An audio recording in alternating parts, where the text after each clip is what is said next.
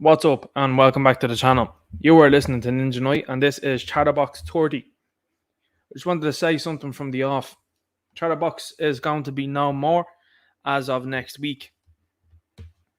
Cue the chat going mental. What's going to happen? Well, I'm just pulling our leg for the time being. Chatterbox obviously is going to be retired as a name. And like I say, every couple of months, what I want to do is I want to go through a bit of a rebranding. And I'll be honest with you, as I always am, full transparency, that Chatterbox was only really a placeholder name. And what I'm going to do is I'm going to change it up. I'm going to change it to a new name. And that's what's going to happen. So the live shows are going to continue.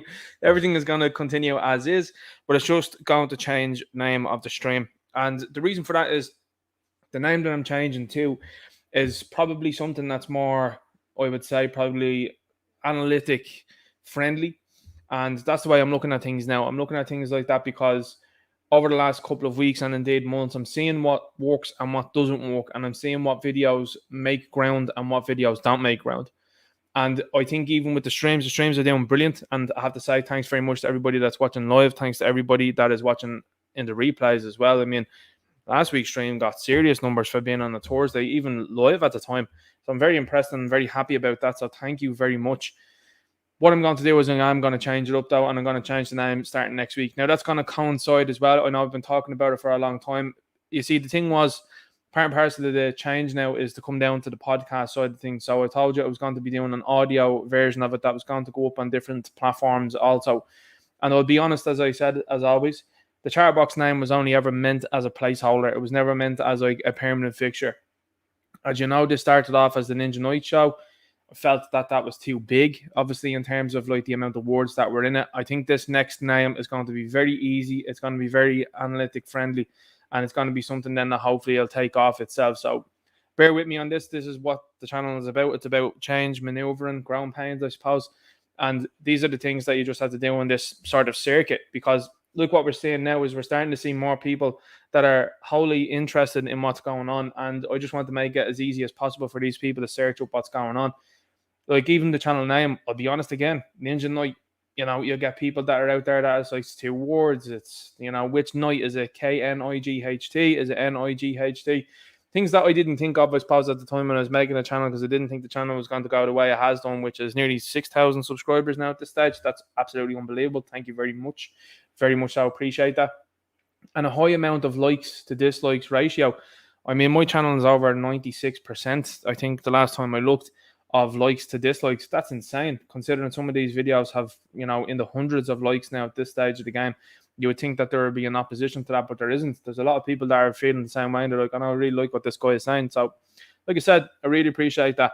We've got a good few things to talk about this week. Now, you're going to see me go down a couple of other little holes this evening, and that's what this channel is about, man. Like, it's about talking about things, and that's what I always like to do, is talk about different things and things that you might have thought of saying, oh, that's a bit abstract, or that's something that doesn't get talked about, or that's taboo in a sort of way. Like what I'm going to be talking about, I'm going to be talking about clowns tonight. I'm going to be straight out with you on that one. They're going to be talking a little bit about that, but I'm going to be talking, obviously, as you know, predominantly about Orden and what's going on here. You're seeing some amazing stuff go on here, and it's taking place online. This week, a sitting TD, Gary Gannon, lost his mind on Twitter. That is a video that's going to be incoming, and it's particularly to do with one fella. He likes to talk about a group of individuals, but it really came down to the fact that Gary Gannon doesn't like Gavin Pepper, and that's very interesting to me. And to be honest with you, that a lot of people have asked questions about Gavin and Philip and various other people, but when you see the establishment actively go out of their way to dislike and say things that are absolutely outrageous about these guys, those guys are over the target. And that is what that says to me. And that says to me, these are all right skin. So, because if those people like Gannon are saying nasty things about these guys, but then those guys are definitely all right. Same as the media. Anytime the media come out and say anything negative about people, I'm like, who's that? Who are they talking about? Well, listen to what they're saying. So, I was seeing one leaflet that was put out there, Satirical Soldier put up earlier on, and it was like a lefty one, like detailing all of the quote unquote leaders of the far right. And I had to laugh, I did, because it was given like a rundown of who these guys were and why they are decent. And I was looking at it and I was like, this is brilliant. This is because that's the best thing that these people can do to be like, oh my God, this person here is pro borders. So that means that you don't like borders. Is that what you were saying? No, we all think everyone's equal. Oh, did you see what happened in France? That's happening regularly in France, and it's going to soon happen here. You had an incident like that there in Sligo. Two of your guys there were Gonskis, and what happened? You said nothing. It's a whole month now dedicated to you lot. And are you remembering those guys at all? Are you talking about them at all? No. That's weird, isn't it?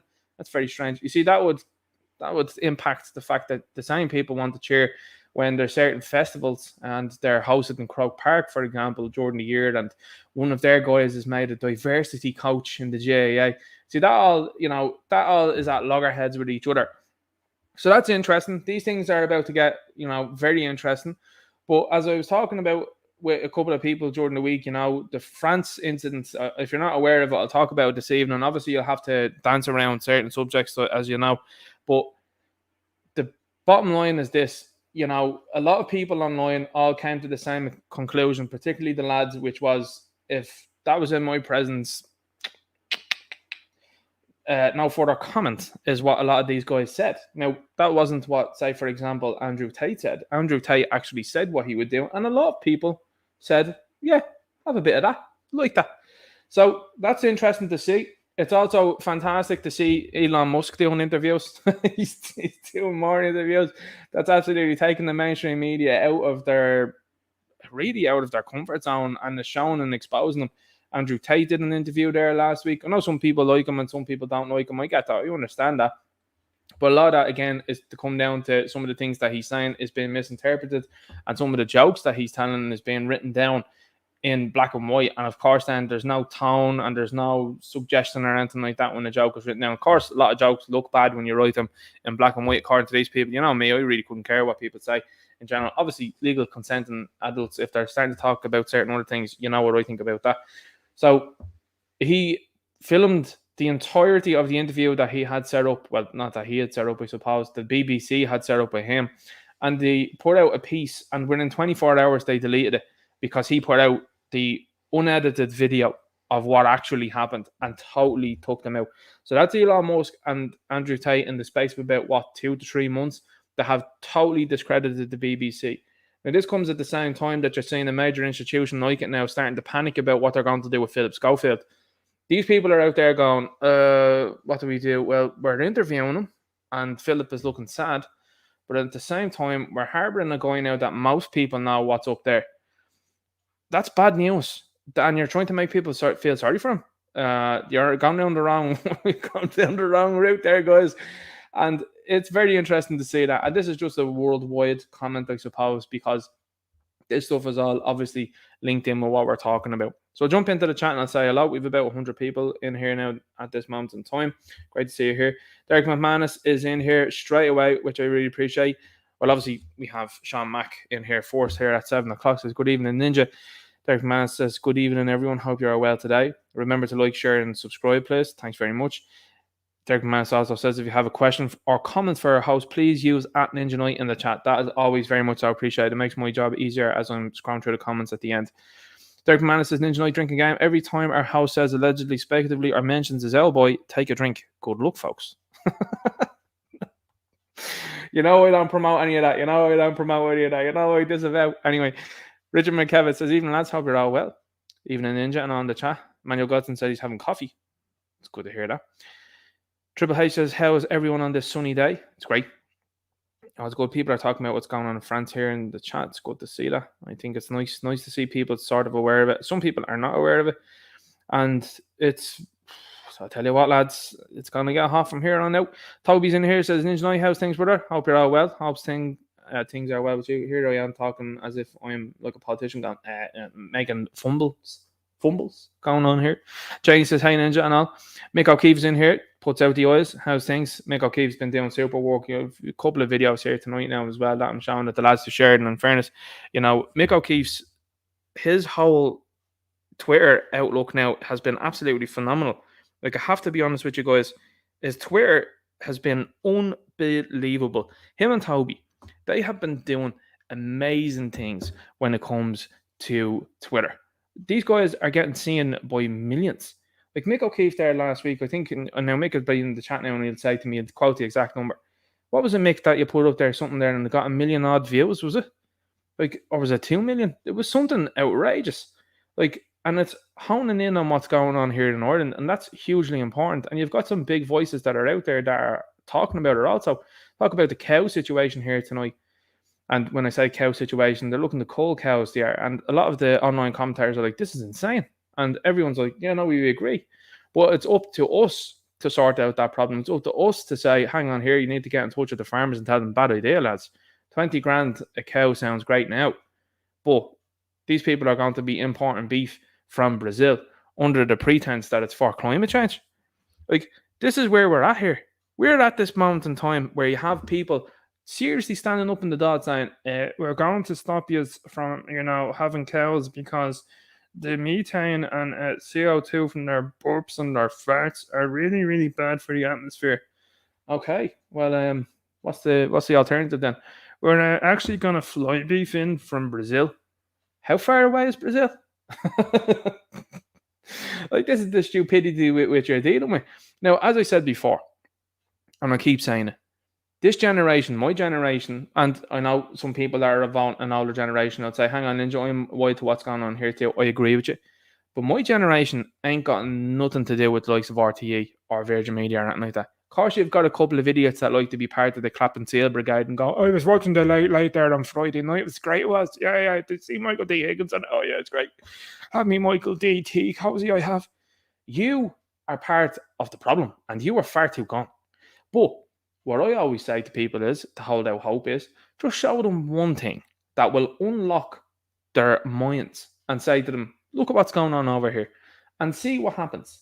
You will be surprised with the amount of people that will open up and will say to you, no, I totally agree with what you're saying there. You would be shocked. And a lot of people now, and what has happened in the last 10 years, I suppose, is a lot of people have self-censored. That's the idea of these people. They're hoping that you self-censor. Whereas if you tell people what's what, so for example, what went on in France, I'm very comfortable talking about what I would do as a reaction in that situation to people. And I was surprised, I will admit, by the reaction of people. They all unanimously agreed. Not one dissenter have I met yet that said something that should be different as to how you should respond to what happened in France. Not one. Everyone was in unanimous agreement. That's good. You know what I mean? That's a good thing. So we'll keep going. We'll say hello to the rest of the chat there. Almost got us there. Past us, Mick O'Keefe. Jukebox Geordie says Frank Barron. Ninja Knight says Sean Mack. Jonathan Ross in here says Ninja Knight, loving it. I'm sure not the real Jonathan Ross, the real Jonathan Ross. Imagine that. Frank Barron says 588 views at the end of that live show. Derek Mann says, lol, it started off as a pop culture channel. Yeah, and it still dips in and out now. There's a reason for that, obviously, as well. I keep going in on things like that. I need to talk about what action figures are going on now at the moment. And then other times I'm like, sometimes you need to slip it in because if you're being watched, you're like, throw that in there, lads. Von Malone says, Chatterbox is not the worst. Keith Woods, annoying, and very, and kick, it says. Okay, good stuff. Not really sure what that means. Anyway, we'll keep going here. I'm just trying to see what happens in the chat now. Irish Toffee says, Philip and other pages were mentioned on the PT the other night. Fergus Power says, Ninja Knight, great to have you back, brother. God bless you and yous all here. We're absolutely winning every day and it's glorious. Hope you all have a great weekend. I'm away. It's the wife's birthday. Enjoy. Have a good evening. Look after yourself. Great to see you here, Ferg. Ferg's been another Trojan. When I say Trojan, he's worked so hard. This guy became very much so into the sphere of people on our side of the fence when the whole Enoch Borg thing kicked off. Now, the Enoch Borg thing is still rolling on. Enoch Borg actually put out a video during the week on Twitter and he had said that he had he was interviewed by media companies. And he said the media companies edited down, as they do, to what they wanted as a soundbite and put that out. And he says, no, here's the full context of what went on. So that's a good thing. If Enoch Borg is out there listening, or if there's anybody in touch with him, I would humbly suggest that he should start a YouTube channel. That's what he should do. Because if he gets out there and starts talking about what's going on, I'm telling you now, there'll be a lot of people that gravitate towards that. And that's another person Now, I know some people will say, well, these have a different faith and that. I get you, I hear you, I know what you're saying. But the bottom line is this is, you got to explain to people that they need to come onto platforms like this and drown out all of the nonsense that's going on. That's what needs to be going on. You need to let people know, come on here and have your say and do your thing. And that is more views, and hopefully will be more people that will go, oh, Jenny Mac, that's RTE, Virgin Media, political parties, they're getting less views than these guys. What are these guys saying over here? And that's important. That's the way to go about it. Frank Barnes says, where my manners? Good evening all. Good to see you here. Davek says, what happened in France? We'll get into what went on in France here now. So I have an image of that there, the guy. I kind of want to show you the image of the guy so you can have an idea of what went on there really quickly. Neil O'Connor says, story. Good to see you here. Stephen says, well, lads, how's things? All's good here. Eileen Spammer says, support to you from English Irish Granny. My dear dad, Patrick McKenna, back home, sleeping his last in his beloved Ireland. Best wishes to him, absolutely, 100%. Phil Schofield is off for a long holiday in Thailand shortly. I suspect, says Dirk McManus. I love the chat, I have to be honest with you. I absolutely do love it. I think it's absolutely hilarious. Satirical Soldiers in here says, hey Ninja, hello everyone, good to see you here. This introduction now is about 17 minutes, lads. I was supposed to jump in straight into what's going on and let people know. Anyway, I enjoyed it. I love just talking about what's going on. Condit says, isn't life wonderful when you find the unjabroni love of your life after the tyranny we all came through? I love that. Now, that for me is the best comment I've seen in a while. So fair play to Condit. That's absolutely awesome. I love hearing that. That's phenomenal stuff. And listen, you know, if I was in the dating game, that's something that I would be concerned with. I'm not going to lie. And there's a couple of other people that are out there now that are starting to make up applications insofar as these new social media apps that are actually specifically targeted at people that haven't taken the stuff. I think 2 women, I think from Hawaii, I think it is, that they're making it up. Now, I mean, I was like, that's seriously impressive. And that's thinking outside the box, because like that now, imagine going out with someone and, you know, I mean, look, there probably are people here now that are listening that won't like the next piece of what I'm going to say. But imagine going out and meeting someone, and then you're chatting away to me, you're getting on with that, and then next while you find out, you know, you're one of them. Okay, right? You know, it's a male killer straight away, lads. But this is what I'm saying to you. You know, I really feel for people, 100%, that are in that situation. We've Arnold the Saxon says, beware that when fighting monsters, you yourself do not become a monster, for when you gaze long into the abyss gazes also into you. You know, Arnold, that's an important point there. And that's reflective of what Batman was about. And that's, you know, I like to weave in entertainment. That's what Batman vs. Superman's about. You know, he looked so long at bad guys that he had then become somewhat of a bad guy himself. And he realizes that by the end of the movie, of course, as you know. But that is a point. But I think when you look at Yellowstone, for example, some of the things that they say on that, very appropriate. You know, they talk about sometimes, you know, good guys got to do certain things. And then you've got like the character of John Wick. You know, John Wick to me now is another one as well, which is like, okay, nice guy, everyone likes him, very friendly and all that, but guess what you're not going to do with him? You're not going to mess with him. Irish Tavi says 36,000 tons of peat imported last year. You couldn't make this up. It's absolutely unreal. Unreal stuff. Celtic Cross says 48 likes, 112 watching. Hit that thumbs up, guys. Satirical Soldier says, even John McGurk spoke about the passing penalty for the Syrian. Now, John McGurk, it's fair play to you for bringing up. I like the way that Satirical Soldier phrased that, even John McGurk. We all know that John McGurk says and does things that I'd be like, how in the name of God? Like, how is it that you're right on so many things, and then other things, it's just like you're way off target on that? But yeah, no, I wouldn't even go with the penalty. I mean, people should have took care of the business, in my opinion, there and then. That would have been, you know, I suppose an awful lot of what people are saying online is what I would say about that. But here's the thing. I hope for sure that becomes a public trial, and I hope for sure then the end result is like Satirical Soldier said there. I hope it is a serious penalty, and that's what I hope from that, because I'm telling you now, lads, I wouldn't be able to stand by. Right, so I told you I'd jump into this real quick. This is probably why we might lose like 10 or 20 people here, but I don't really care.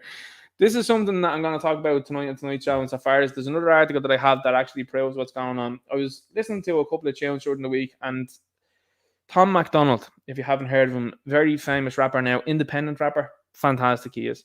He has this song called Cloned Rappers. Now, it's from about 3 years ago. So what happened was, of course, the Bell Ninja Knight went down the rabbit hole during the week and was looking into things and was like, yeah, because what's happening now, and this is This is linked into the last couple of years. I just want you to be clear about that.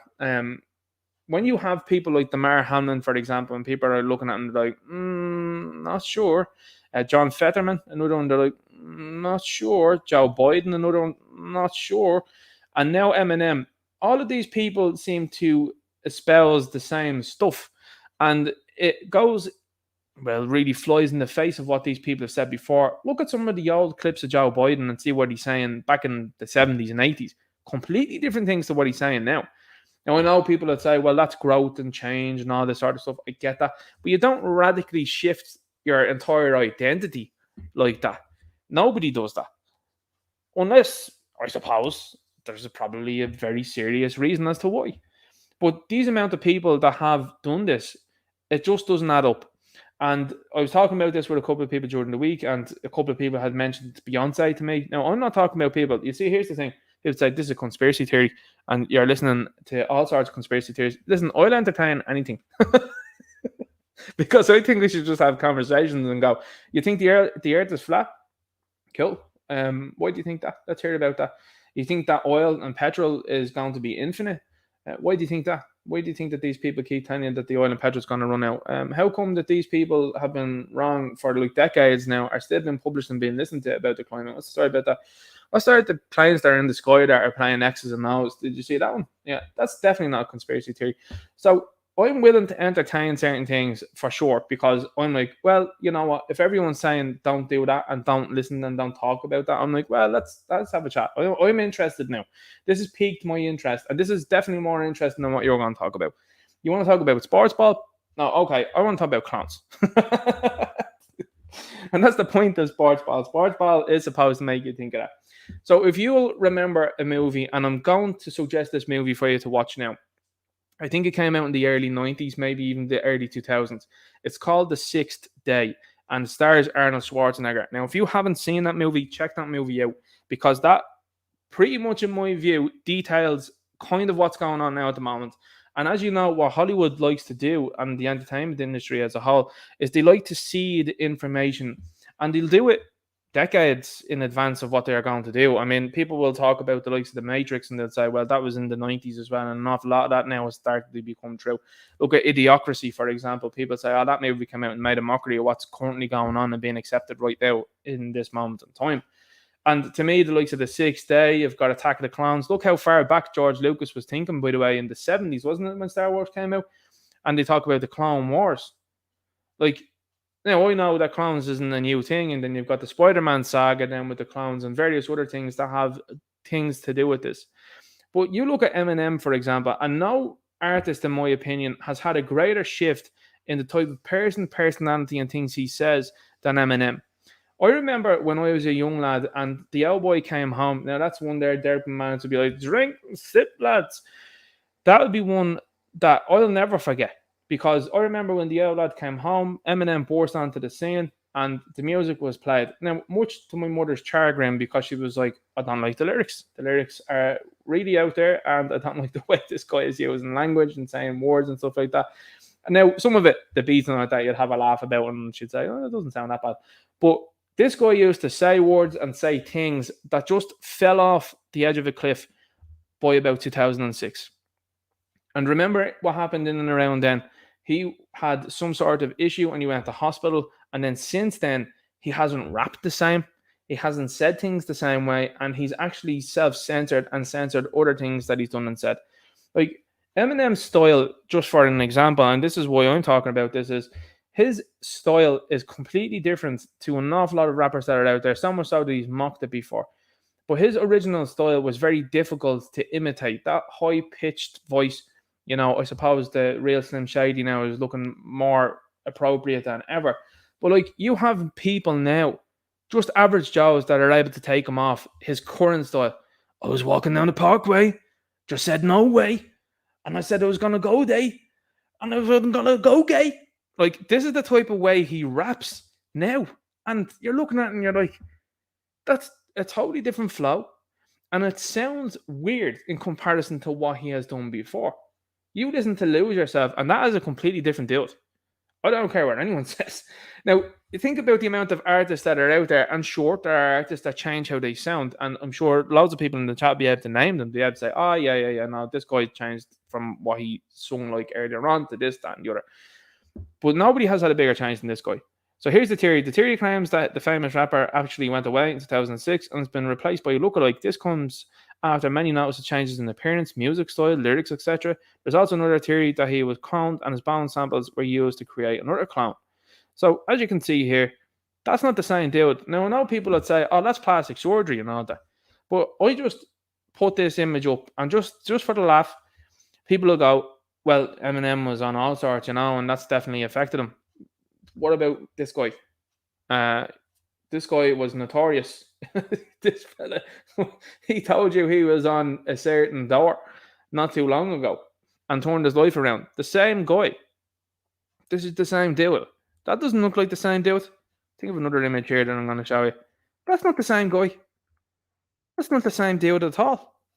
And that's what I'm saying to you. You got to look at all these situations, and that's something that clown rappers talks about. It talks about why would you get rid of your enemies when you can clown their gods and you can have them talk at you. And that's exactly what's going on. You look at all these celebrities. All these celebrities are all singing off the same hymn sheet. There's a couple that aren't, but most of them are.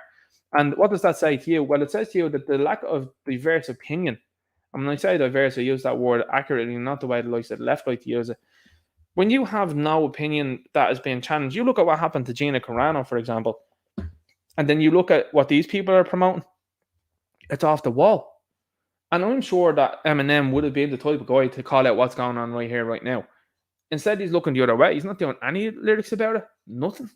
And he was a guy that was supposed to be straight down the middle insofar as he wasn't siding with either party. And then all of a sudden, he's like, I don't like this Trump guy. It's like, this doesn't make sense. Anyway, lads, we'll jump into some other stuff that's going on here in Ireland and the wider world. Of course, Peter has made his name known again. It's always an interesting one to see this guy turn up and let himself be known. Of course, this guy has an association with Roger O'Gorman, amongst others. Age 17. He says this. He was not this, and this. We remain lifelong best friends. I don't know about you guys, but I certainly think that that's a strange statement. Such power and balanced relationships are not automatically abusive. Some might be, and that is wrong. Others are not. Well, Phil Schofield's in serious trouble here now because what has happened is he thought it was going to be okie days to come out literally of the closet a couple of weeks, a couple of years ago. And this guy had a family.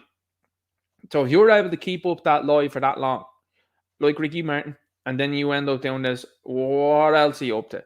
So when you have videos that are coming out there now of him sitting down with certain people and then certain people now being involved in them and saying suspect things, you got to look at it and you got to go, I thought you guys would have been done after the Jimmy situation, but clearly not. And it's weird how you're starting to cover for this guy. Why is there not an investigation into this fella at all? How come he's on doing interviews? Like, that's my question. And that's how you know these people are all in the same boat. Because there ain't no investigation into this guy.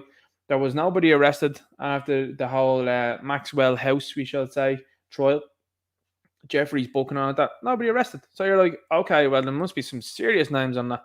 And not only serious names, but if you could understand and even think about, contemplate the amount of people and big names that are on that list, that obviously would take out a large majority of world governments and in specifics, media and entertainment figures, because that's how they control you. And this is what I'm saying to you. This is what I'm talking about Eminem. You might say, this is a weird segue. And why is he talking about Eminem? Why is he talking about clowns? Why is he talking about Beyonce?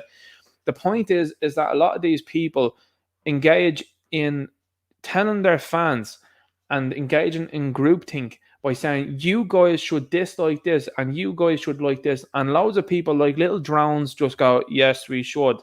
It's like years ago, and it's a very infantile thing. You know, years ago, I suppose when I was a teenager, people would say, you know, a certain football club or whatever like that are not good. And I'd be like, no, they're totally good and they're absolutely 100%. They'll win the league. And you have a fact to back that up. But you've got other people that are out there. Like, I know people that are fans of football clubs and they're like, the football club's doing great. And I'm like, you haven't won a title. Like, it's not doing good. How could you say that? oh well, like we're in the Premier League now, and you're looking at them and you're like, but that's like they're a non-event, then they're getting spanked by teams every fortnight. Like, what are you talking about? That's not a barometer of success. Like, what are you saying? And these people get angry. They're like, oh, they're doing great here. And you're going, hang on here for a second. That's an infantile way of dealing with things.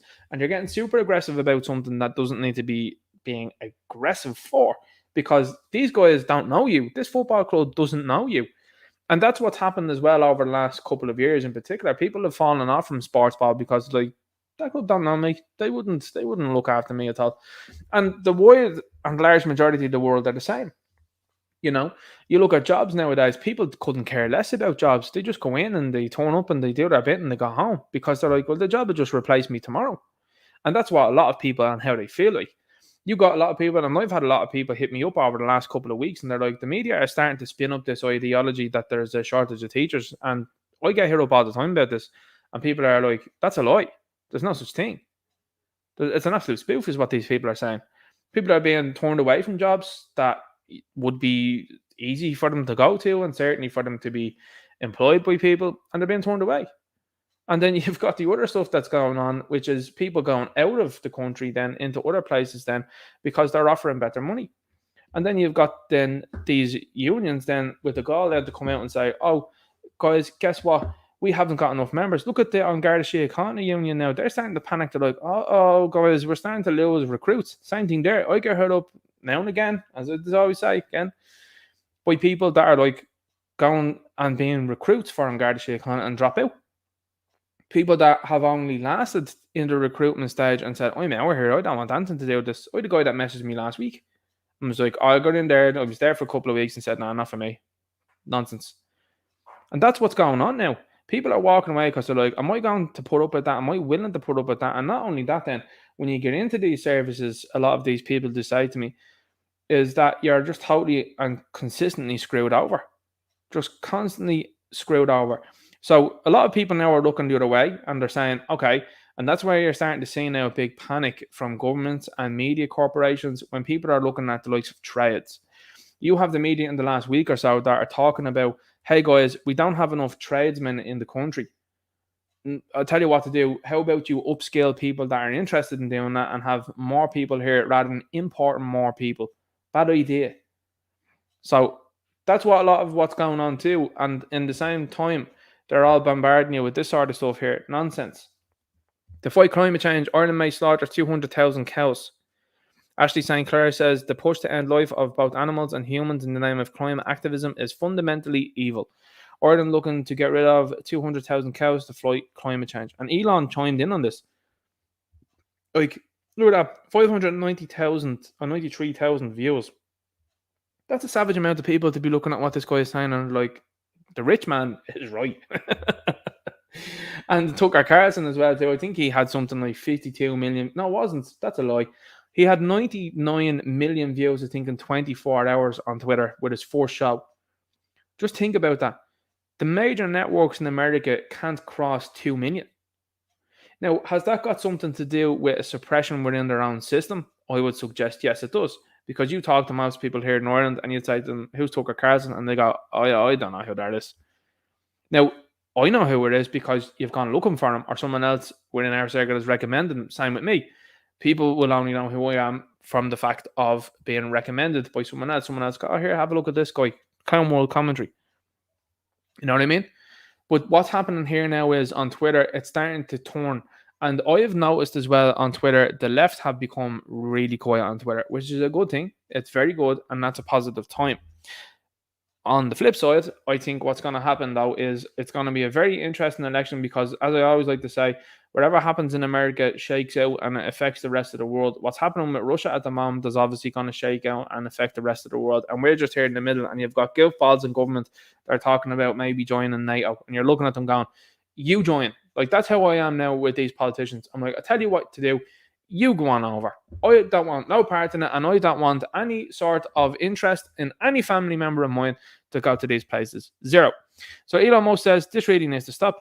Taking some cows away doesn't matter for climate change. And he's 100% correct.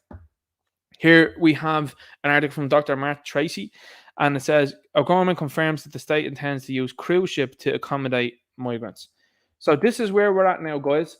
That you have 10,000 odd homeless. I think in and around the figure of 6,000 was children here in Ireland, and zero interest for them, zero interest. But these guys coming in, a lot of them coming in illegally without any documentation. Yeah, I tell you what, lads, we're gonna put them up in a cruise ship here. I'll tell you what you can do, O'Gorman. You and Varadkar and the rest of the cabinet, actually, I suppose just leave us Matty McGrath. Like, that'd be it. The rest of you can sail off out, go on off out there and head on to somewhere else because you are no use here to this country and the Irish people do not want you. And this needs to be a direct message to people insofar as you need to now come together and form a cohesion and a cohesive party that is going to now really take the place by storm. I like what's been done with Ireland First. I like what the Irish Freedom Party are doing, and obviously as well too, I like what you have got going on with the National Party. So I think it's good.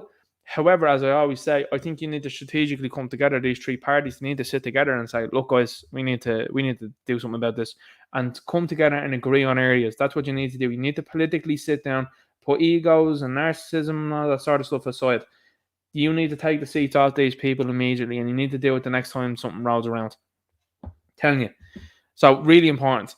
But this is the sort of stuff that you have going on here now. You've got a guy in there that's more interested in putting people onto a cruise ship than actually getting them out of the country. It would cost us more money, just as an example here, to show you how fiscally and financially irresponsible these people are. It's going to cost us more money.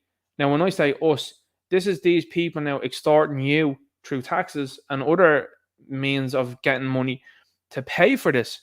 This isn't coming out of their pockets, because this is another thing that people should be moving towards too, which is telling these politicians, you put them up. Put your money towards it. Because I tell you what, public expenditure and people putting money into that should not be happening, especially when people are overwhelmingly against this. What's that Red Sea poll? 75% said they don't think this is a good idea at all in terms of the way these people have handled this at all. So that's a staggering amount of people that these people now in government are determined to just keep going against. And I'm telling you what, lads, history isn't kind to people that have decided to keep annoying the public. It just isn't, and that's cause and effect. And I'm only explaining something that happened in history.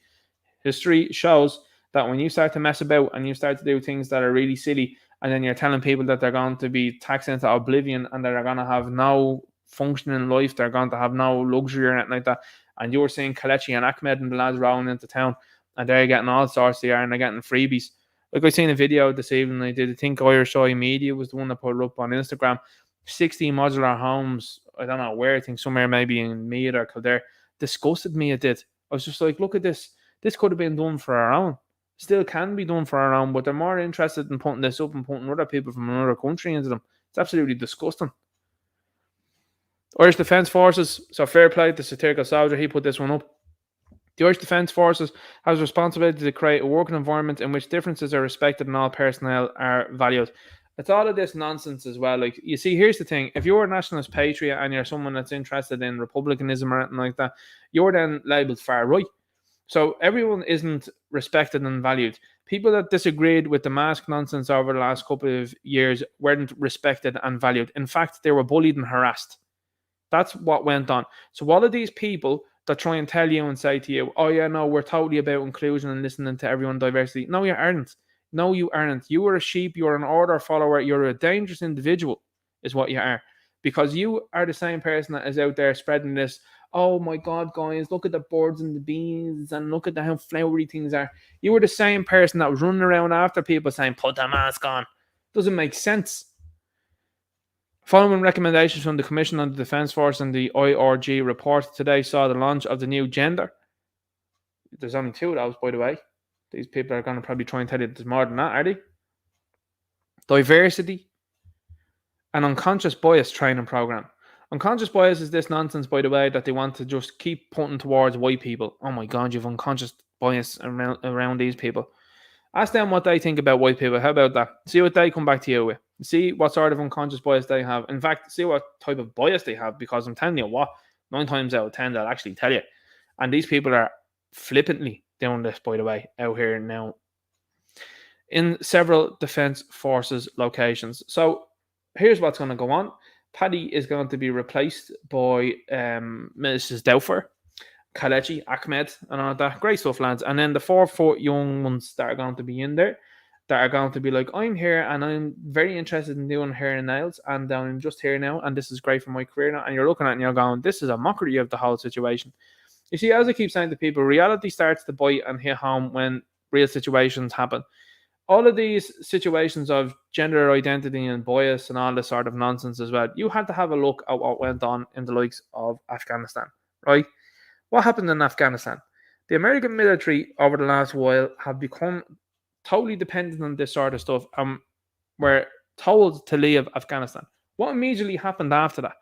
Well, I'll tell you what happened. The people that had the run of the place beforehand, and some of the ones that were actually arguing with the Americans, we'll just say it like that, over the last few years, and the British, were the very ones now to take Afghanistan over. Have you heard anything about Afghanistan last while? No, you haven't. What has happened since then? They bounced 7 NGOs out of the place within a week. They laughed off BBC reporters when they said to them, "You're going to have female politicians." They laughed at them, told them, "Shut the camera off." Lols. Not a peep have you heard about those places. Do you think this sort of stuff is going on in the likes of China? Definitely isn't. Do you think it's going on in Japan? No, it's definitely not. What's happening in Western countries, because what they want is a weak, subservient people. And that's what you've seen. You've seen it start to creep through. Like, you think back to your own parents' generations and certainly your grandparents' generations. You look at the way women behave nowadays. And again, as I say, it's a cross-generational problem. There's a podcast called Whatever, it's called. And they talk about you having to work 5 times harder than your grandfather for women that are 20 times worse. And that's a very valid point, because you've also got a problem now, which is they are purposefully, and this is what I'll say, because women are very happy, I would say, by and large, to be traditional conservative individuals. It's a happy life. So then becomes the phrase, happy wife, happy life. But when you have people that are out there, and God willing, God knows I know them, these people that are out there that are perpetually unhappy, and people that are closing in on certain ages, and they're saying, I am after being across in Ibiza. Great, you've had a great time. But I tell you what, a lot of dudes look at your forehead and they go, how many numbers on that forehead? You know what I'm saying? And this is the reality of the situation. And obviously, as I'm saying to you, this all wades into the fact then as well of when you have leftism like this, you haven't got any sort of strength being shown by the country. This country then becomes a target, because they go, what are they doing over there? They think that there's 70 genders, did they? Well, they're obviously a laughing stock. What did they think? What are they doing there? They're letting the little ones in there, are they? Yikes. And again, the same thing. Other countries won't have any problem at all about bullying these places. Look at the strength that's been shown by certain countries. You think about some of the strongest countries in the world. Look at the strongest one, I suppose, now at the moment, in being in Russia. Look who's leading that. They ain't wheeling out Mary Lou McDonald's. They ain't wheeling out Michelle O'Neill's. They ain't wheeling out people like Holly Cairns or Gary Gannon or anything like that. Or people with lisps or anything like that. And I know people with lisps, and I don't trust them. Pascal and the lads. They're not wheeling any of these people out. They're as strong as can be. Look at some of the military adverts. Take 5 minutes, I suppose, after this. Take 5 minutes to have a look at some of the military adverts that are coming out from the likes of China and Japan. It'll rock your world. The same at Russia. And have a look at some of the American ones, and that'll rock your world. And some of the ones that will be coming out from the defense forces, again, the same, will be in the same boat. But it's a total systematic approach towards deconstructing the West. And it starts with the women in particular. And this is why I'm saying it to you. Obviously, I love women. And I think women are to be cared for and to be nurtured and to be treated kindly. But when you have women that are out there now that are being bombarded with materialism, and they're being bombarded with this new age feminism, it's not doing anyone any good, because the women are unhappy. They're actively telling you they're unhappy. They're unhappy having to go to places they don't want to go, like, for example, jobs and stuff like that. And a lot of them don't see the point in having a family. It's the best thing that you can ever do. And, I know that there's people out there listening to this and they're unfortunately not blessed to be able to do so. And my thoughts are sincerely with you. But the fact of the matter is, you've got people that are out there now that are talking about, I spent 10 years in Australia. Did you? Yeah. Yeah, it was a great time. And what happened then? Oh, I was over there with a fella, yeah. Oh, you were, yeah, 6 years. Oh, right. And what happens? He got rid of me. Just, oh, right. What happened there? Well, I actually wanted to go into Burning Man. And he's actually settled down now and has 3 kids with an Australian girl. Wow. Okay. And I've had more than one of those conversations, I can tell you that. And this chick is still out there running around, and you're going, madness. Anyway, let's have a look at this. This comes from Paddy Britt. Now, I'm going to preface this because I'm not going to interrupt the video once it starts. I'm prefacing this. This is when you're starting to see a turn. Because the average Joe Soap now has now realised that the likes of uniforms are facilitating this. This is 100%, in my opinion, against what uniforms are supposed to stand for. Are you not standing for the Constitution? Are you not standing for the Irish people? Allowing what is being called online an invasion and the plantation 2.0 into this country is totally against your mandate. It's totally against your job description, is it not? Because I would love to hear someone argue the point that this is their mandate. This is them honoring the Constitution. This is them doing their job. Because it seems very quiet from the high ranks of this place. It seems very quiet from the likes of Garda Síochána, and I would humbly suggest and hope that there are going to be more people in uniform that speak out about what's going on. You need to do it now. And it needs to come out, and you need to, whether it be find a group of people that are going to do it. I know that these are scary times and people have you over a barrel when it comes to the likes of the money. And that's how they've been able to get people. They've been able to get people when it comes to money. But I'm telling you, you are facilitating, you're realizing in real time, and that's what you see here in this video, people telling you what's going on and how they're feeling and what you are doing, and using words like traitor towards you and treason. Does that not make you stop and think that the very public that you're supposed to protect and serve are the ones that are calling you treasonous traitors? Not for 1 minute does it make you think, because it should. Now, this factors into me, and insofar as when I would explain that, I would say that you've got a lot of people that are policing areas that they're not from. And I hear what people are saying, and people say, well, people move around for work. I get you. But this is part and parcel of what's facilitating this. Like, this is happening in Ballybrit now. This is happening in the country, and what I would classify as the country, obviously being from Dublin. I'll have a couple of people in the chat being like bloody dub. But anyway, this is the point what I'm saying. It has totally run amok now, and people now are starting to look at this, and I think what's going on, and I really do, and I think, as I would always say, respectfully and peacefully, I think people are recognizing some of the Gardaí in these videos insofar as I think their family and friends are recognizing them in these videos, and they are saying to them what they think. And that is important, and I hope people do that. If I knew any of these guards in this video, I would tell them what I think, and it would be very much so in line with what the guys are saying to them in this video. I wouldn't pull any sort of thoughts from what I would think about a person that's upholding these type of things. Same with the likes of the people doing security jobs, not that, and letting people in, opening gates for them and closing them out and looking at Irish people out there. I would tell you exactly what I think of you. That's what I would do.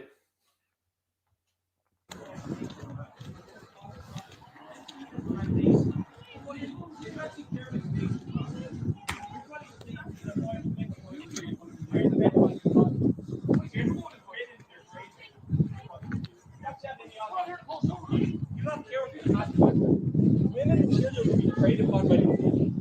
You know it as well. And you're just going to take a paycheck for it. You're going to take a paycheck to betray your own people.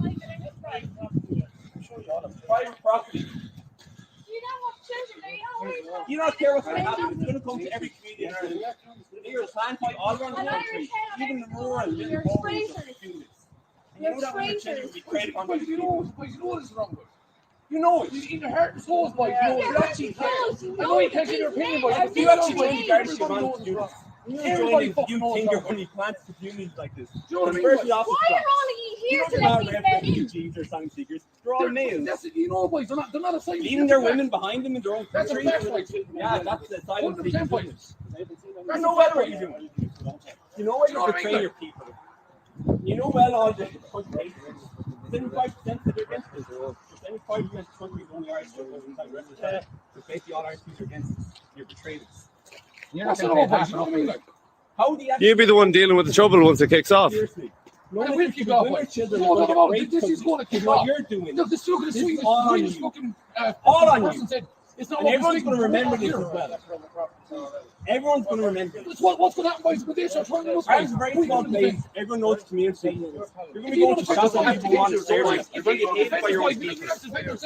We're not men or women or fucking kids get fucking battered or raped by these people. That's simple as that. If he wants to know for us, boys, we have to take it on our own hands. That's the only way it's going to happen. Like. You see what happened in City West Hotel? They have bloody riots there nearly every night.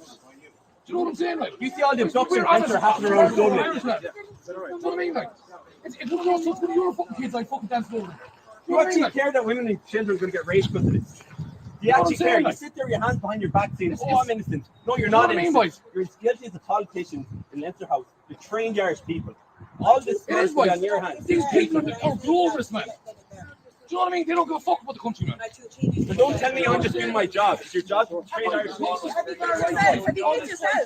There is no far right narrative. Yeah, all these women are far right. All these women are Nazis. All these women are white supremacists. What's right? You're very tough. You're very brave. That's fucking far right shit, man. Just say what you like. Absolute dirtbag. Too fucking. These are concerned people. Do you know what I mean? This fucking far right that's been put up by True Harris these boys. He knows it's nonsense. It's a big myth. I'll say this: you're no better than the drug dealers in the country. You're no better than Kim won't even do this. You're worse than that. I'd rather have them live in my community than any of you. You're all traitors. You're worth nothing. Seriously. And that's that. That guy is saying what everyone's thinking. And I mean, I remember saying it 6 months ago, and I was like, I don't look at these people that they say in the paper about anymore. I don't look at them the same way, and I don't say to them, hey guys, you are totally bad guys. I don't say that anymore. And, you know, he makes a very accurate point there, which is like this certain family that get accused of doing a lot of things, they aren't doing anything like this. Yeah, I agree. And here's the thing. These guys are facilitating the government and indeed the people in uniform here. What's going on? Now, here's the madness of this. If you're looking at this and you're in Ireland, obviously, or if you're outside of Ireland, you're looking in at this here. This is our police force, okay? And they are keeping these people away from inside these grounds because the grounds are classified as private property. Now, just think about that for a second, because these same people in uniform have no inclination nor interest in checking the identification or papers or lack thereof of the people that they're actually escorting in. So, brass tacks comes down to this. People are being left into this country. They're being led into this country without any documentation of who they are, where they came from, what they're about, nothing. And they're being brought in and they're being ferried into a place and being protected now by the police. The opposite should be happening. These people should be investigated. They should be stopped, first and foremost, at the airport or wherever they've come from and sent back to wherever they came from. And that's the problem of the country that has now sent them on. That's what should be happening. But instead is what is happening. You've got people here that are standing outside that are pushing people and forcibly, by the way, allegedly, expectedly, out of the way so that they can cart people into these places. It is absolutely shocking. Now, as I said beforehand, this is happening in Ballybrit. So the likes of the guys that are in uniform here, the difference in what is happening here and what is happening, in my opinion, in Dublin is you've got a lot of people that are in uniform that, unless they're being recorded, say, for example, in a public space, which you're allowed to do, by people like Philip or Ferg or satirical soldier or anybody else that's doing anything like the Irish Inquiry, for example, it's difficult to recognize these people. The majority of these guys probably live in the same vicinity or they live in a local vicinity and they're probably known to some of the people that are there. That's why you're seeing more shame, in my view, from these people than you would see anywhere else, particularly in uniform. And that's what these guys are saying here, by the way, the likes of the average Joe here. When it all kicks off, and it is, and when problems begin, these people are going to be the ones to deal with it. Now, that's a twofold problem, because here's what's going to happen, and I'm going to explain to you what the sort of reaction is going to be. There's going to be an issue, or multiple issues. They're going to tell you that they're overrun and they're under-resourced, as usual. They're more interested in sitting around in speed camera vans, catching people speeding or checking up on tax discs, of course. Not interested in dealing with a lot of crime because, again, this is all factual, by the way, because there were a lot of articles that came out that said that these people were cancelling calls and not attending certain places. That's what the media was saying, by the way, if you believe them or not. But you're going to have way more issues now on your hands after importing all these people and letting them do what they are doing. You're going to see, for example, what happened with your man and what happened with poor Aisling Murphy. You're going to see what has happened to those two fellas in Sligo. These things are going to be more regular occurrences. And here's the thing, guys. These people would be alive today had it not been for these individuals coming into this country and potentially not being checked beforehand. Now, I can't say, and I wouldn't say, that this is a Minority Report situation insofar as if you've ever seen that movie, being able to, look into someone's mind and predetermine that they're going to commit a crime. But you can certainly alleviate that problem by having people be properly screened coming into this country and not enticing bums and people that are spongers and people that are low-skilled individuals into this country. You don't need any of that. You need high-skilled people if you're getting anyone. I said that beforehand. I've told people that. I said, I'm no problem and I have no issue if you need someone that needs to come into the country that's a high-skilled individual that we don't possess. But we don't need bums coming in. You don't need the likes of the Roma coming into this country. What did they add to our society? What did they add to this country? Nothing. Absolutely nothing. So that's one group. And then you've got other groups then as well that are now arriving into the place, the likes of Albanians, Georgians, Somalians, all known for very nefarious things. And these people that are coming to this country, I'm telling you what, they ain't sending their best. You ain't getting the surgeons and doctors and engineers that these people on the left like to claim that these people are. You're going to get more St. George of Machetes, St. George of Floydius. They're from America. You're going to get people like that. You're going to get the dude that was caught for the likes of, again, has been allegedly, speculatively charged for what happened to Aisling Murphy. So this is the type of situation that's going to become the norm. And in fact, it sort of has. Like, you think about what happened over the last number of years and the last, I suppose, decade or 2 decades. When something happened in this country, like, for example, we shall say a deletion of a person, the country stood still for at least 6 weeks. And people went, oh my God, I can't believe that's happened. And it would be the talk of the country for 6 weeks. Now things are happening way more regular. And people are just like, oh, wow, there's another one. Whoa, look what happened there. The place has become like Gotham City, the entire country. Now, people would say and laugh, and, I've had 1 or 2 clowns beforehand that would come on and be like, oh my God, look at you, far right Egypt. And I'd say, well, what county are you in? And they'd tell me the county that they're in. It's not of Dublin. Now, this isn't a dig or anything like that, people in the country. It's not. But some of the idiots that come towards me say things like this. And they'd be like, oh my God, far right. What county are you in? We'll just take an example. Waterford. Well, best of luck. We'll see what happens to Waterford now in the next 10, 15 years. And soon enough after that, then there's articles that come out and they say police have asked people to keep an eye on the increasing amount of burglaries that are happening in Waterford. Well, what's happened in Waterford over the last couple of months? Oh, that's right. Yeah, they've gotten a lot of asylum seekers into the place. I wonder if that has anything to do with what that happened in January. I wonder if that's got anything to do with that. So again, you can call it a conspiracy theory. You can say to people that you're being an idiot and all this. Fine. But when you're a direct victim of something like that, I can't say I didn't warn you. And that's what these guys are talking about here. They're like, hang on here for a second. These people are arriving in. We don't know who they are, where they're from. And if there's anybody that's going to be a victim around the place, then people that are facilitating these people coming into the place are to blame. And I agree. I have to be honest with you. I agree with that sentiment. I agree with the sentiment that people that are in uniform that are allowing this to happen, they're at fault. They're to blame as much as the people in Leinster House. Now, I will also say this.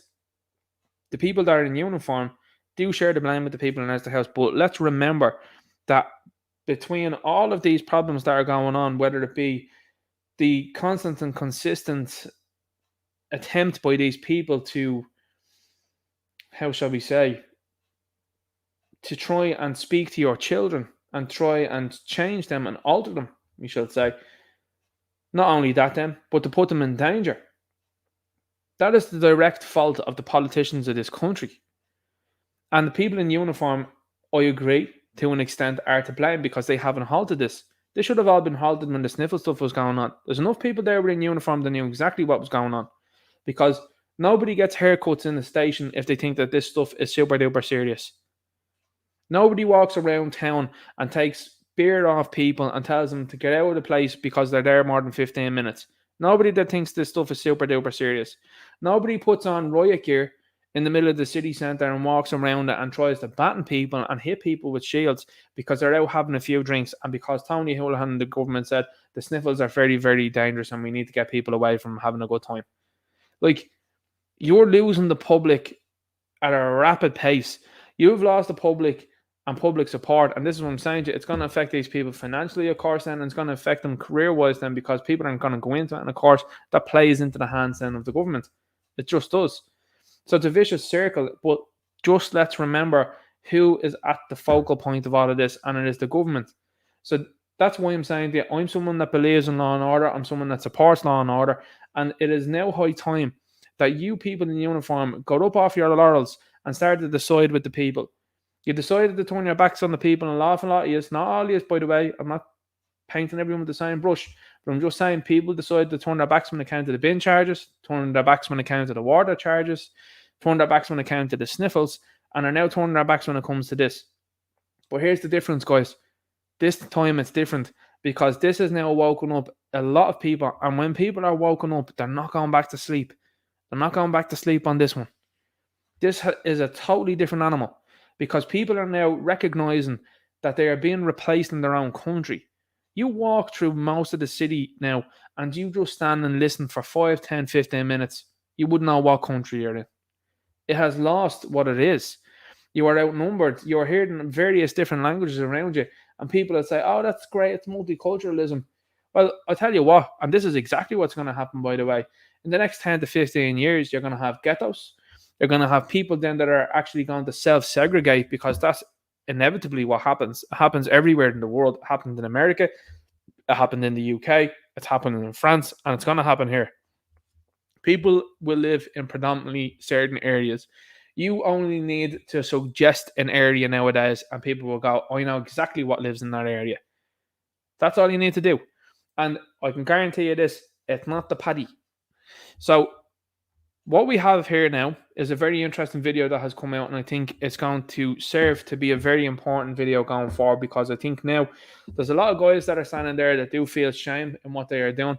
And you got to remember, guys, like the movie A Bug's Life, what happened when they decided to stand up to the grasshoppers? Well, there was less grasshoppers than there was of the bugs, right? And that meant they couldn't do anything about the grasshoppers. The grasshoppers had to get gone. And that's the way people need to look at it. They need to say, okay, hang on here for a second. Take, for example, my poll. Do you agree with Ireland leaving the EU? It had more than 600 votes. That's more than what we have in the Dáil. You know what I mean? You got to look at it just that figure alone. You got more people that voted on yes, we should leave the EU than what is currently in the Dáil that's trying to ram through hate speech laws. That's what you got right now, sitting in there, shriveling, weaselly, quivering little idiots sitting in there, little fools, little dorks. People that you wouldn't cross the street to speak to are the ones that are pontificating to people about things. They're the ones now that one of the Instagram channels there, I think it might be Irish Freedom Ireland, or maybe it might be Freedom Ireland, possibly even Irish Eye Media, earlier on today, put up a video, and it was from the Keys there in Dublin, and they have pink, blue, and white flags. Now, you know what I mean about that. These are the Doubtfire flags, for example, and that is all up and down the Keys in Dublin city centre. That's money being spent on that nonsense to tell people they should be forever altering themselves. Some people would even use the word mutilating, and I think that's an appropriate word, themselves permanently. And a lot of these people, by the way, and it does happen, a lot of these people that said, oh, I'm changing, I'm totally a dude, and I'm totally a girl and all this, they're the very ones then that'll tell you, I'm binge eating, I'm depressed, I feel unhappy. But you've gone through all of the changes, no? No, it's getting worse. And there's a very high figure of 41% there. Now, this comes at a point in time, by the way, because you can't complain about that. 41% is still the number. And this is a time more than ever that these people have been celebrated and pushed forward and shoved down the throats of people in the likes of the media and entertainment. You haven't been ever more accepted in all of time, and your rates have just gone up. So, coming back to this, that's a bit of a segue into something else there. Coming back to this, it is good to see people respectfully, peacefully gathering in these places and saying what they think to the people in uniform, because it has to come true at some point in time. Because, like I said, when stuff kicks off and people in uniform are out cribbing in the likes of the media, people are going to laugh at them. I'm honestly telling you that now. That's what's going to happen. People are going to laugh at you and they're going to say, good enough for you. I'm not saying that. But what I'm saying is, people are going to say, good enough for you. You deserve it. And they won't feel any sympathy for you because you've decided to do things like these. That's all I'm saying. Cause and effect. Cause and effect. Now, this came out just in relation to what's going on here.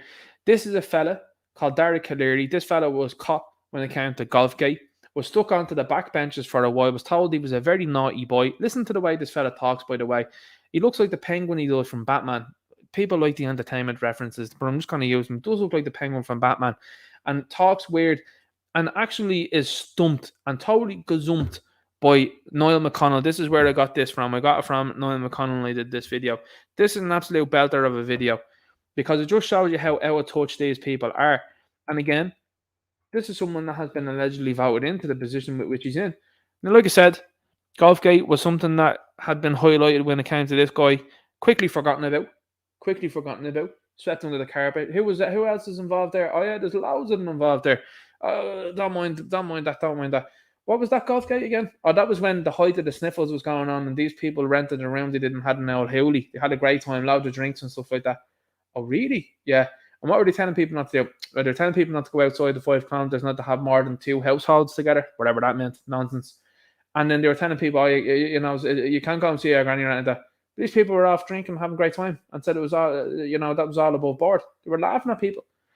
So let's see what Derek Cleary, who was a sitting TD, let's see what he said. Another problem Irish people seem to have in Ireland is mass immigration. Being member of the EU, we have open borders. There's no control in immigration. Any year we could have 50,000 coming into Ireland, 50,000 emigrating. Is there any way of controlling the EU? And the Irish people are, they don't feel happy that we have pretty much open borders. No one's checking the ferries coming into Ireland. Most people are happy with it. We are a country of immigration ourselves. We've benefited from traveling around the country. And when have we ever had millions of Africans coming into Ireland? We don't have millions, and we've never had it, and we won't have. 20% of the population is non-Irish. No, we don't. We have a healthy system at the moment. It's healthy for our country, healthy for our culture, and it's something to be welcomed. But how is it healthy if we've got 20,000 homeless north and south? How come we can't house? How come we're bringing in hundreds of thousands of immigrants from foreign countries? Firstly, we're not bringing in hundreds of thousands of immigrants at all. So that's wrong. And homelessness is a separate issue that we're trying to resolve. That everybody's trying to resolve. But to conflate 2 issues and combine the 2 issues is wrong. But that's not right. 17.3% of the population is foreign-born. No, that's almost a 20% of the population. It's I don't know the figure off, but we have a healthy balance here. A long way continue. So, but one more question. One more question for you, right? Is how many is enough? In the next 30 to 50 years, how many is there a cap on immigration? Should we see, or should we just have complete open borders? No, look, you obviously have a particular perspective, and I'm not going to gauge that perspective. So just keep open borders. All right, okay. Run. So there you go. That's what a TD thinks of. Rattling off the old spiel. And see, isn't it funny? And I think this has been a bigger eye-opener for people as well. And I love this, the citizen journalism, by the way. And that's something that really irritates the journalists that are out there. People that have gone to college and gotten a degree, for them then to be told what to write. Not real journalism, in my opinion. You see, this is why I always loved the character of Superman, in particular the persona of Clark Kent. He was someone that was interested in doing actual journalism, stood up to the editor in the comic books. The same with Spider-Man. Peter Parker stood up to the editor, stood up to J. Jonah Jameson at times and said, hey, look, that's wrong. And here's the perspective of what went on. That's not what you're getting with journalism nowadays. You don't seem to see an awful lot of good journalism at all. And instead you start to see people that are basically what seems to me, again, allegedly, speculatively, being told what to say and how to say it. Do they believe what they're writing? I would sincerely doubt it. And I mean, the numbers don't lie. People getting a lot of likes and a lot of views for telling the truth. And these people are over there with massive amount of subscribers, getting very low likes, very low views, very low engagement. And these are big machines that are being well funded. Coming back to the TD here, this is all coming full circle because a lot of these people, when they are talking to people in general on the street, these citizen journalists, they don't know what to say. They don't have a script in front of them. They don't have softball questions. You look at the videos that are out there now, and again, whilst I might not be the biggest fan of John McGurk, I do like Ben Scallon, and Ben asks questions and pertinent questions and important questions. So much so that every time you see a politician and Grifter involved, you can actually see them look at them and say, "Oh no, it's gripped." Like there was a video out there of him asking Leo Varadkar a question there recently. You can actually see Varadkar go, "That, oh my God, it's actually gripped. I can't believe it. They're not going to ask me about my socks. They're not going to ask about Matt, and they're not going to talk about the coronation." And Matt was talking about something, and he was talking about pillows and I don't know, biting them or something. I'm not really sure. They're not going to ask about that. No, Grifter are going to ask you actual questions. That's what's going to happen. So you've seen Derek Cleary there now try to weasel his way out of it, and the fact of the matter being, the PPS numbers are up and they are showing you exactly the figure that's there. It is nearly 20%, as Noel McConnell is saying here in this video, and he's like, "Oh no, that's not the figure." Okay, so what's the figure then? Well, he doesn't have it.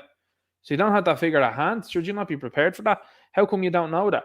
You see, these people don't care because they don't live in those areas. They're not seeing what's going on in real areas. They're not seeing the overrunning that's going on in areas.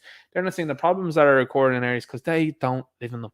You've seen the video out there last week from Ferg and Gavin Pepper and a few of the other lads that were there that were out in Dalkey, and they were calling for Dalkey to be refugees welcome. Well, the Gardaí turned up pretty quickly and told the lads that they weren't supposed to be there and they weren't supposed to be doing that.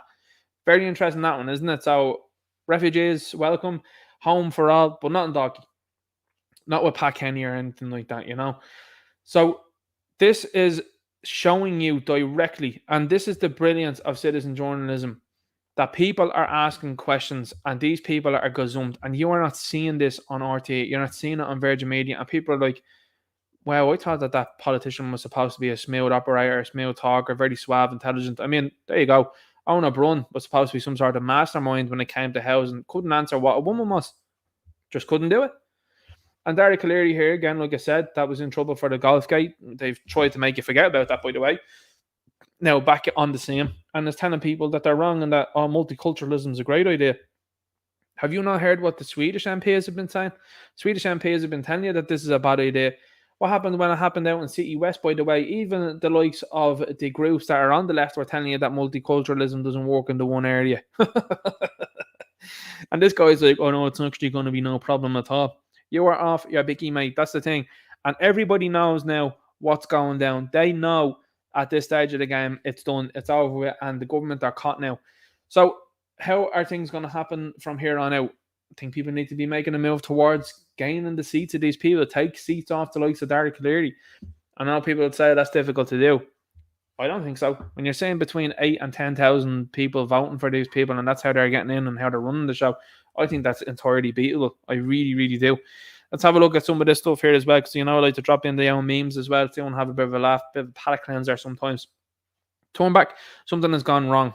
Definitely, there's an issue here when you've got this dude here running around. This guy's becoming famous on the internet for that. Make no mistake, the same people who are demanding you accept and tolerate their way of life passionately hate you for yours and are relentlessly seeking to destroy it. Facts. You are soldiers of Gondor. No matter what comes through that gate, you will stand your ground. Since June kicked off. It's been interesting to see what's happened. The Major League Baseball, they changed their profile picture to one of these nonsensical things they did, and within 24 hours, they got so much backlash that they changed it back to normal. Xbox did the same, I think, after 4 days. That's huge. And the wins that are being accumulated now, particularly on this side of the fence, and normalcy and decency. You see, here's the thing. You know that I don't promote that way or that lifestyle or anything like that at all. I do understand that there are people that are just that way, and they're legal, consenting adults, and they're keeping it behind closed doors, and that's where they want to remain. However, they are being attributed to this group here, and this group is getting way out of control. In fact, it already is out of control. And now people are saying, right, enough of that now. I don't want that to do it. This has been the first year, I have to be honest, that I've seen a major backlash across all areas now, and people absolutely slamming any sort of business that's decided to put this sort of stuff up. And I think it's great. I think it's good to see that sort of movement. I'm only looking forward to next year. Like, I used to really be like, oh, June, come around, listen to this nonsense. And now I think by June 2024, they might start trying knocking all this sort of stuff off, because it is coming to an end, and it is not going to end well. Problems, reactions, solutions, cause and effect. That's all I explain about on this channel here. When it's 2023, now the conspiracy theories turn out to be real. Free hat in every box. Frodo, your sword is glowing. Oh God, it's June, they're coming. Me reading up all the fact checks that end up coming through. These things are still happening. They're still fact checking things, and you're like, listen, you're out there now. Very nice Pride logo. Then let's see the one you made for the Middle East. And everybody knows that doesn't happen in the Middle East. You know, they don't change any of the logos at all. That's facts now on that one as well. As an absolute fact there. Like Bubble Boy, she is there sitting there. Let's have a look now. And we'll have a look at some of the other stuff that's been going on online. So Gary Gannon got ratioed. He got absolutely slammed. There's a video incoming on this, by the way, and he was absolutely, I would say, he obviously phrasing things in this, even with Irish phrases and how we'd say things, but he was stripped of all of his pride, we should say. Fitting month for it to happen too, by the way, on Twitter this week, when he made silly comments and people rightfully clapped back at him, and they got more likes than he did. Now, that is a big problem when you were sitting TD. So Gary decided to get at Gavin Pepper. And Gavin Pepper has become someone that people have been interested and invested in. They see him as someone that they would like to vote for, definitely as an alternative to the likes of Desi Ellis that's in Finglas there, for example. And Gavin Pepper was saying what people in the inner city are saying about Gary Gannon. Now, Gary Gannon, of course, will promote himself, and this is what these politicians are good at, by the way. They're good at promoting themselves and saying, oh, people, when we knock on the doors, are lovely to us. That's not the word that I'm getting. That's not the word that Gavin's getting. A lot of people are telling these people and chasing them away from the door and telling them where to go at the door. But these people are great at self-promotion and making you think that people are on their sides. How is it then that people with less followings have more likes on the responses to Gary Gannon's post than Gary Gannon's original post? How is that? Can you explain that to me? Because I know that Twitter isn't the real world, as do you. But I can't imagine that this stuff isn't transferring its way into people talking to him at the door. And don't forget, by the way, either, and this is a habit that Irish people have, and, you know, some people would say it's a good habit, some would say it's not. Irish people are very polite. And an awful lot of the time, we won't say what we think to people's faces. You know, that's not me. I am very well known for saying what I think. And again, you know, it comes back to some of those old phrases and the old philosophers about talking about the truth and people not liking the truth. That's fair enough.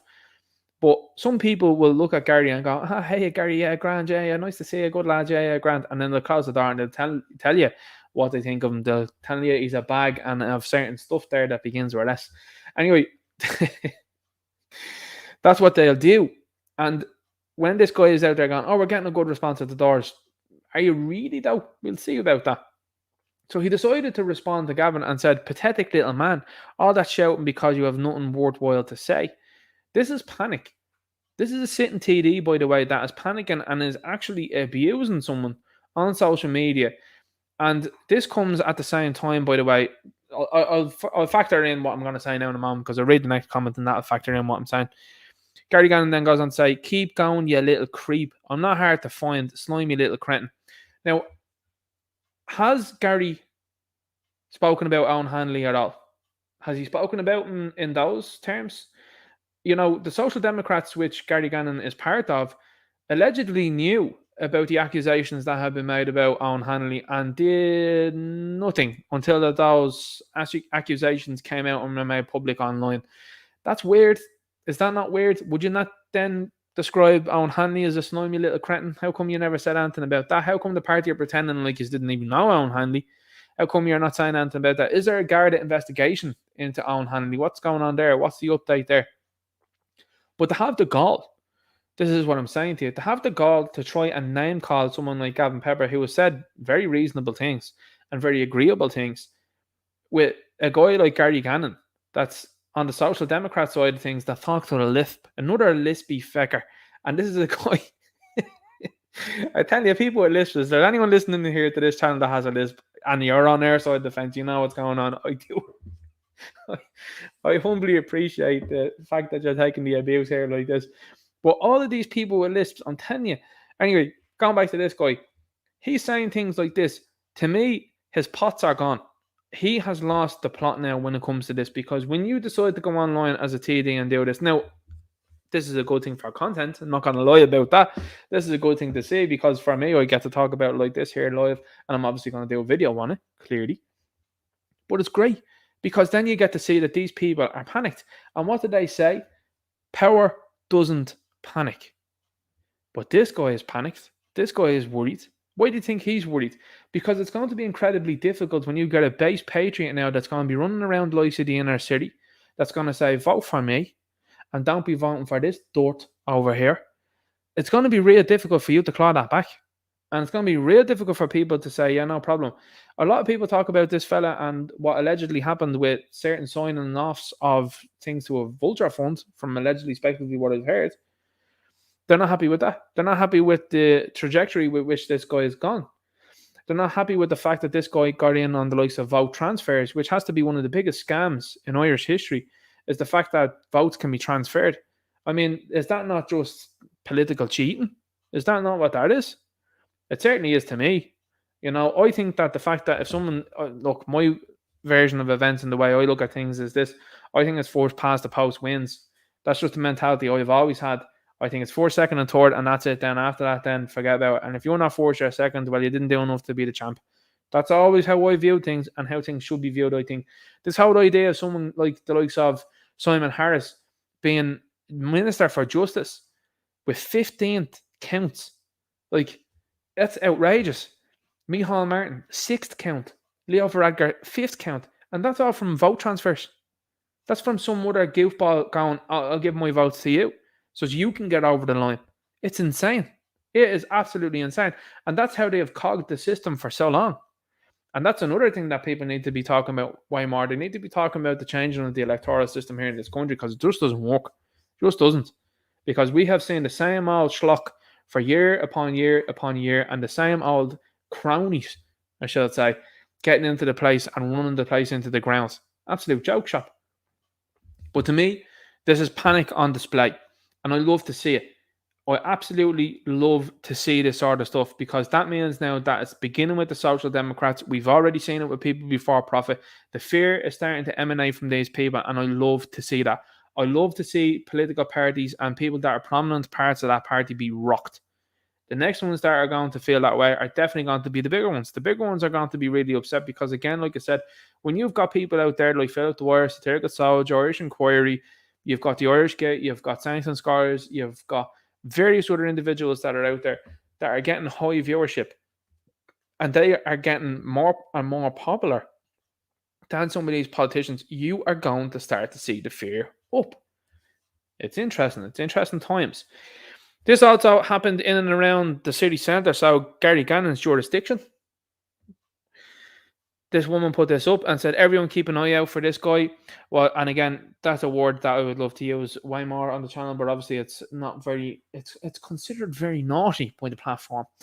Was walking through town at the bottom of Dominic Street and the Oilick and caught him taking pictures of my 1-year-old child. I got his phone and deleted them, but had loads of other pictures of young kids. Now, from what was said and through the videos, this guy wasn't from this country. So like I said before, if we have enough of our own problems, and this is something I'll constantly repeat, we have enough of our own problems without importing more. And people like this are going to become more and more increased in the population now, because you have people walking around that come from certain parts of the world, by the way, that don't look at it the same way we do. You know, I was talking to a friend of mine, Eastern European, only last week there, and he was talking about the fact that the country he's originally come from is very linked in with us. Morals, principles, food we eat, religion, all of that sort of stuff. All of that stuff, he said, was linked in with Ireland as to why he is here. And I said, well, that's fair enough. And he has talked about the fact that he assimilated the whole lot, learned the language and stuff. And it's great. And that's a fantastic thing. But he said, but the problem, as he would say, is people that come into the place and don't want to do any of that and are totally at odds with what this place is about. And he even said it himself. He says the place has become unrecognizable. Now, when you have an Eastern European taking note of that, a foreigner in our country taking note of the place not being the same and things going wrong and people not looking at things the same way and having different morals, principles, and all that, alarm bells should be going off, because if guys like that guy are seeing the problem, surely to God, we're seeing that problem too. You know what I mean? And this is what's happening now. And in fairness to the likes of people around town, they take no messing. Like, people in the city centre just take no messing at all. And they are going to be very important going forward, I think, in Dublin, particularly because when you have different areas of Dublin the way they are, it is very fragmented, it is very splintered, obviously. But people in town, they have just a different spirit. They have a very good, strong community spirit. And it's starting to leak out into other places as well. Like, you're starting to see really good spirits happening around different parts of Dublin. I'm not saying that there isn't.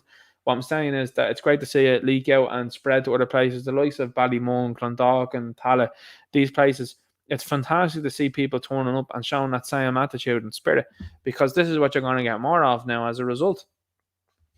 Percentage of population born outside of Ireland, 1950s to 2010s. Source, Central Statistics Office, by the way.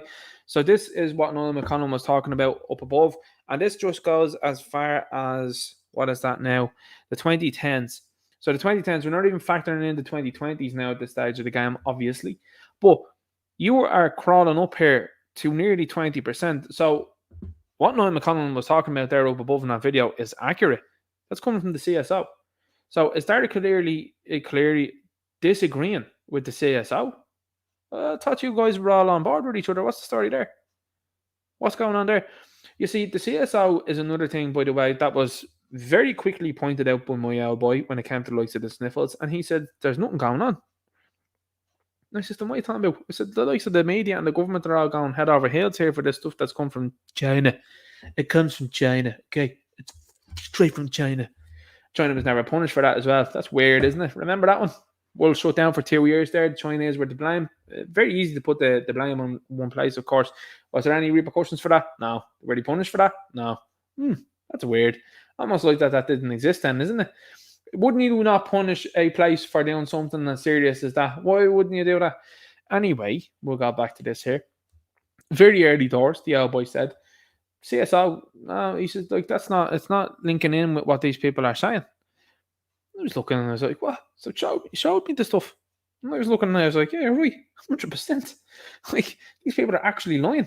They're telling you that this flu here is a super duper big problem. And there's none of the sort. And then, not only that, then, the biggest booby that they made, and I'll be honest with you on that, the biggest booby that they made was they started a release video from China. It comes from China. You got this video that came out of people just falling in the streets and then people walking around as if it was like an extra scene from The Walking Dead. And that never happened here. And I was like, right. Now, that was within 2 weeks, by the way. I was like, well, those Chinese videos are definite spoof here, lads. And then that never happened here. So this is a very accurate figure from what I'm saying here. 2010s, the population has now risen, and people that have been born outside of Ireland has approached the number of 20%. I would humbly suggest that will be over 20% by the time they rock around to the 2020s.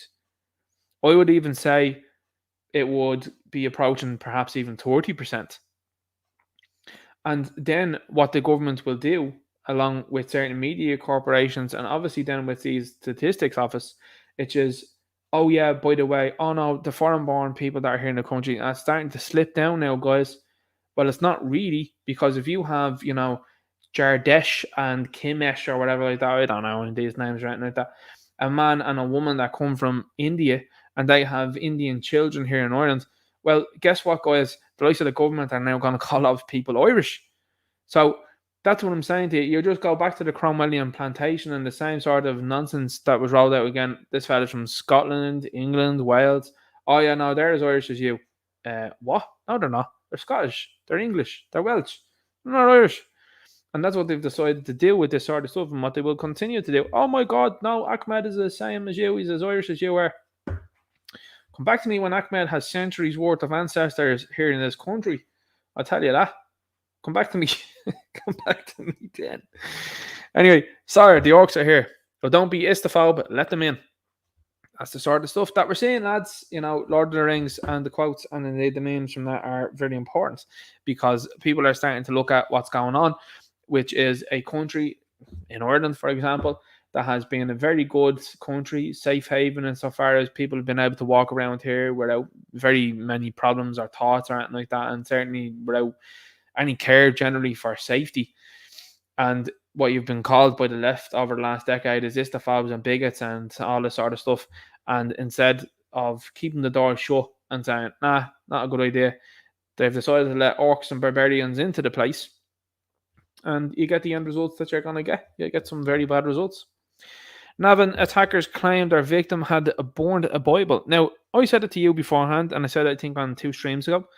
And I said, there's more to this story. There's more to this than meets the eye. There's now an Optimus Prime, I suppose, impression. Not as good as Orbital Bacon's one. He does a good one. But a very good one, actually, as a matter of fact. And obviously, as well, too, big shout out to Peter Cullen. Peter Cullen, Optimus Prime. Absolutely awesome he is. I'm not going to see the new movie, though, because they've decided to put a Doubtfire in as a character that's actually a female character. Nah, not for that. And Ron Perlman is a zortboard. This fella was talking about taking away your freedoms as if it was nothing over the sniffles. So no, I won't be supporting that movie. And that's before the director came out and said, oh, this is a story about black and brown people. Sound. Let's see how it does. You're forgetting about the character of Jazz, eh? That was voiced by a black man. I'm forgetting about Tyrese Gibson in those movies as well, eh? Oh my God, absolute spoofers you are. Anyway, let's have a look at this here. I said it to you that this story was going to come down pretty quickly, and this seems to be the way it's gone. You're not hearing anything about this story anymore, so you're not. So this is interesting times, and these are interesting times because now you've got a real big issue on your hands because whatever way the media and the government decide to play this one out, it's going to be interesting to see what happens from here on out. Because I'm telling you this, if these guys have footage of this dude doing this, narrative done. And this narrative now has been rocked within about a week. So people here in Ireland are getting quicker with dispelling things that are going on, and they're getting quicker with saying, look what's going on here. Like, take, for example, the fact that the media can't run around now and call people far right when they're actively showing busloads of foreigners, particularly fellas, military-aged males, going into buildings and being catered to by and for the Irish government on the back of the taxpayers' money. People that are being extorted out of money to pay for these people to be staying here. Your narrative is done. So that has been whipped up and whipped down within about 6 months. Real quick. The sniffles took 2 years. This one, with the likes of people being pushed into the country, has gone within 6 months. The blue and yellow flag waving country one is also linked in with that there. Less than a year you got out of that nonsense. So you've got this here. They're claiming the victim had done this. Sources close to injured teen label claim a false rumour. Well, again, like I said, if these guys have footage of it, you're in trouble. 5 boys who were arrested over the assault of a 14-year-old schoolboy in Navan last month have claimed to Gardaí that the attack stemmed from an allegation that the youth had previously burned a Bible. But a source close to the family of the 14-year-old victim said there was no evidence whatsoever he burned a Bible and that the false rumour was being used as an excuse and justification by his attackers. You best hope that there's no footage out there because that's the only thing. That's a he said, she said type of thing there. And again, this is what this all comes down to, by the way. Again, I'm not saying that this happened. I'm not saying 100% this happened at all. All I'm saying is this now throws into very serious consideration as to what went on. And this rumour came out, by the way. I was given this rumour within 24 hours of that video popping out by a very credible source. And I was like, well, I'm not going to say it because I don't know if that's true. But within 24 hours, this came out. So where there's smoke, there's usually fire. Anyway, it is also understood the attack on the boy, which was posed online. My God, Ali Bracken. Who is this for? Posed online. You see, this is the quality of journalism that you have in this country now, and the quality of editor. Posted is the word. Is that not the word you meant to use? Posted. Posted. It was posed online. Have you not got autocorrect? Like, whatever quinky dink publication this is for, Do you not have autocorrect? Like, what's the story? Like, everybody's using that since the early 2010s. It was posed online.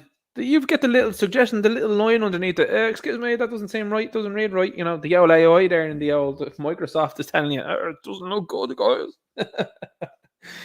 Oh my god! And then went viral 3 weeks ago. Had followed an earlier attempted assault on the boy weeks earlier. At this time, a rumor had been circulating that the victim had borne the Bible, and that this act had been recorded and uploaded to social media. However, there is no evidence such a video exists.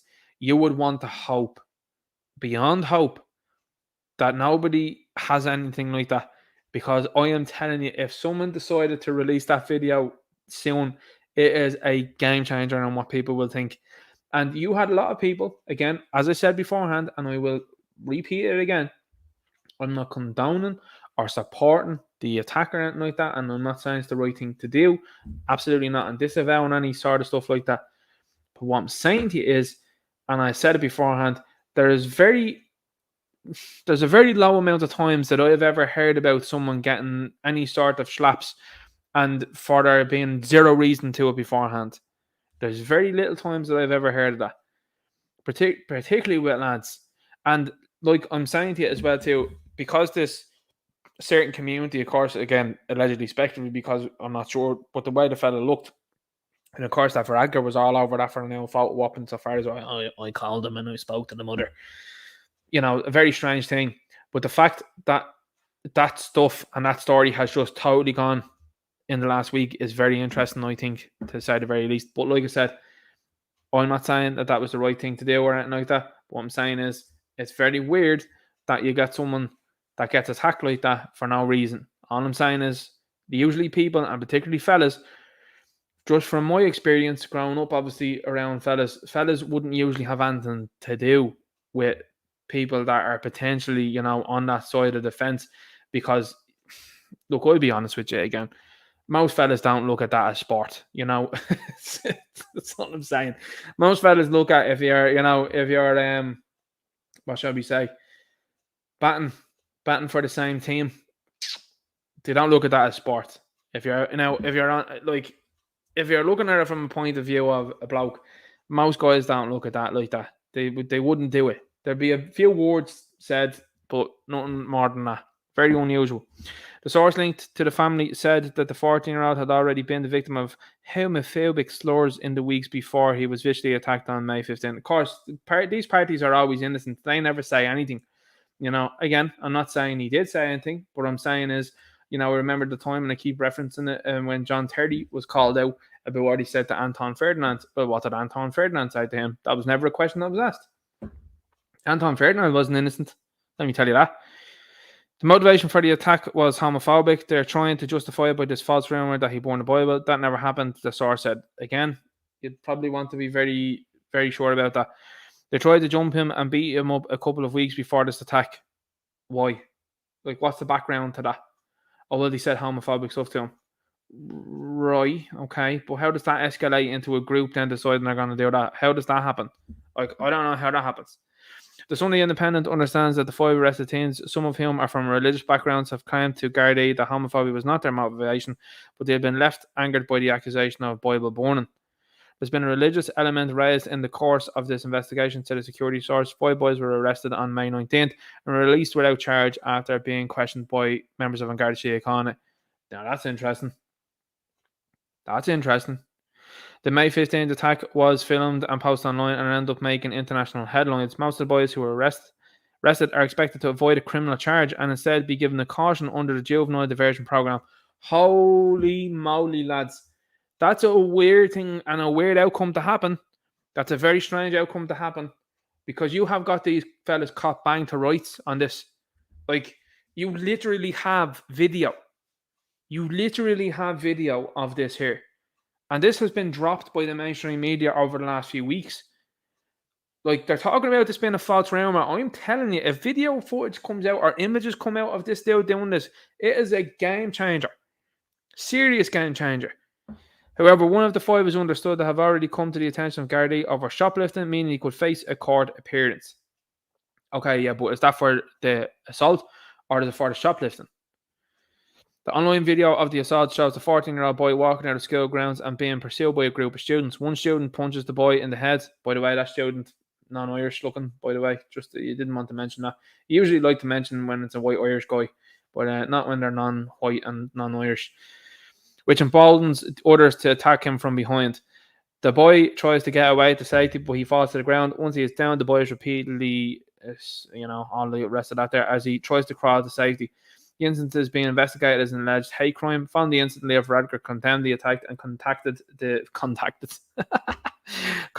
victim. I had a chance to speak with the young man and his mother over a video call yesterday, just to express my solidarity. There's that word. I tell you, that word solidarity, lads, and there's another one, it's another red flag, and support. The Taoiseach said on May 19th, they were happy with the Gardaí had engaged with them and the school too. He urged members of the public to refrain from distributing the video of the incident and added a new online safety commissioner and a media commission, Commission and Mon, the successor to the Broadcasting Authority of Ireland, are being set up to regulate social media and online media. Now, again, that part at the end is treated as such as a non-entity. That's telling you they're looking to censor stuff that's online. So, again, we'll just peel back the layers on this one. The video starts with these people pursuing them out. The initial person that hits your man is non-Irish by the looks of him, and the rest of the lads that assaulted him. And now, again, I've heard rumours surrounding the, we say the word, ethnicity, we go with that word, allegedly, speculatively, of the guys involved. And it's not making for good viewing, let me tell you that, from all of these people's point of views.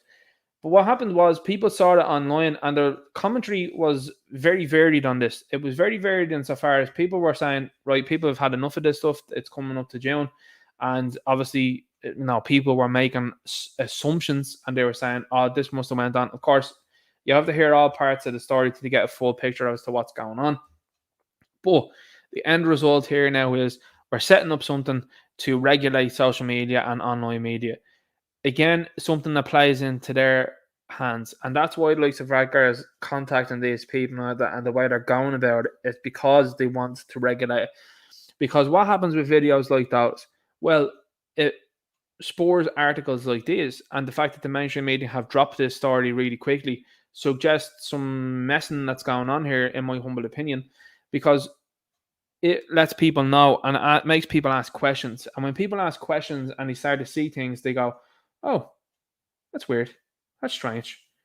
Like, they have these fellas banked to rights, like I said, and they're only interested in one fella, and they link it in with shoplifting. Like, the shoplifting thing is probably the thing that they're most concerned about rather than the slaps. Do you know what I mean? That's weird. This is a weird story, and I'd say keep your eyes and ears to the ground on this one, because I think there's more going to come out like when it comes to this.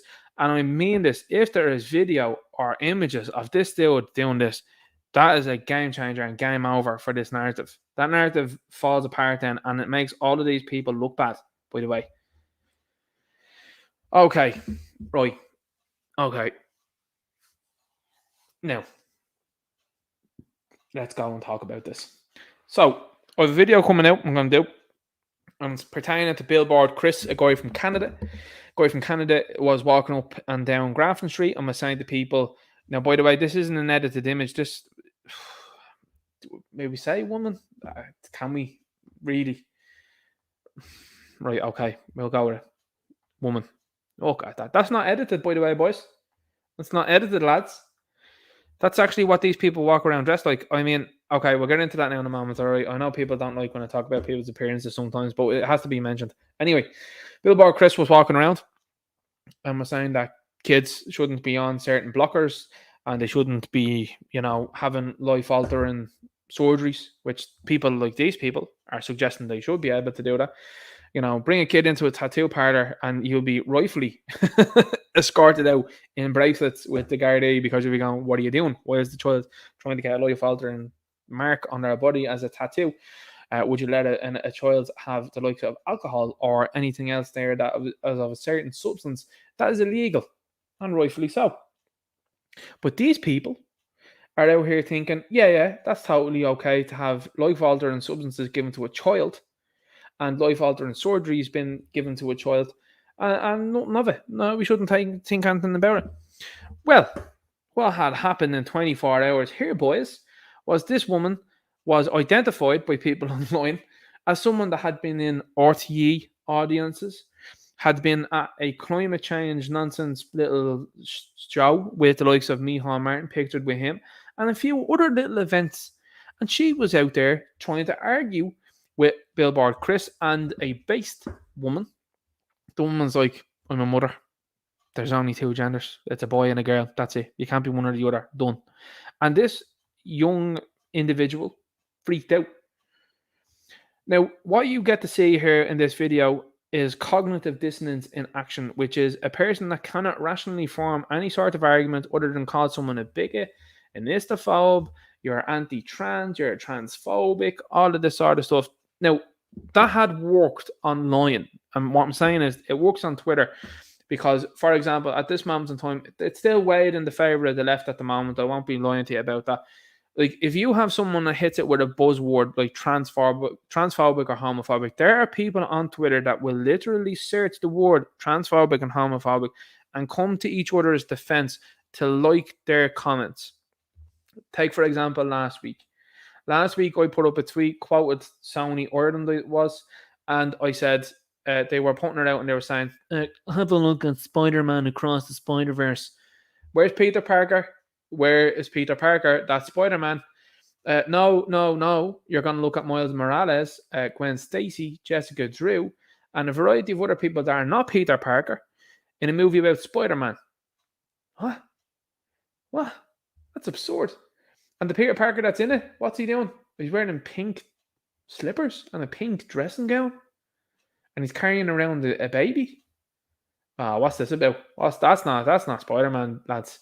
So anyway, going back to this here, people like this individual are great online, great at calling people transphobic and homophobic and all that, and then they get the likes and that's blah, blah, blah. Okay? We know this story. It's the same old story. So this woman and women at large, there's a pun in there. Anyway, we're totally defeated on this post, on this little video. But the biggest thing that came out from it was people were able to identify this woman really quickly and were like, this person is in and around things which are to do with the government and to do with RTE. So what people assumed after the fact was that this person had allegedly, respectively, been sent out along with the cronies that are here, that are dressed. Oh my God, I mean, listen, lads.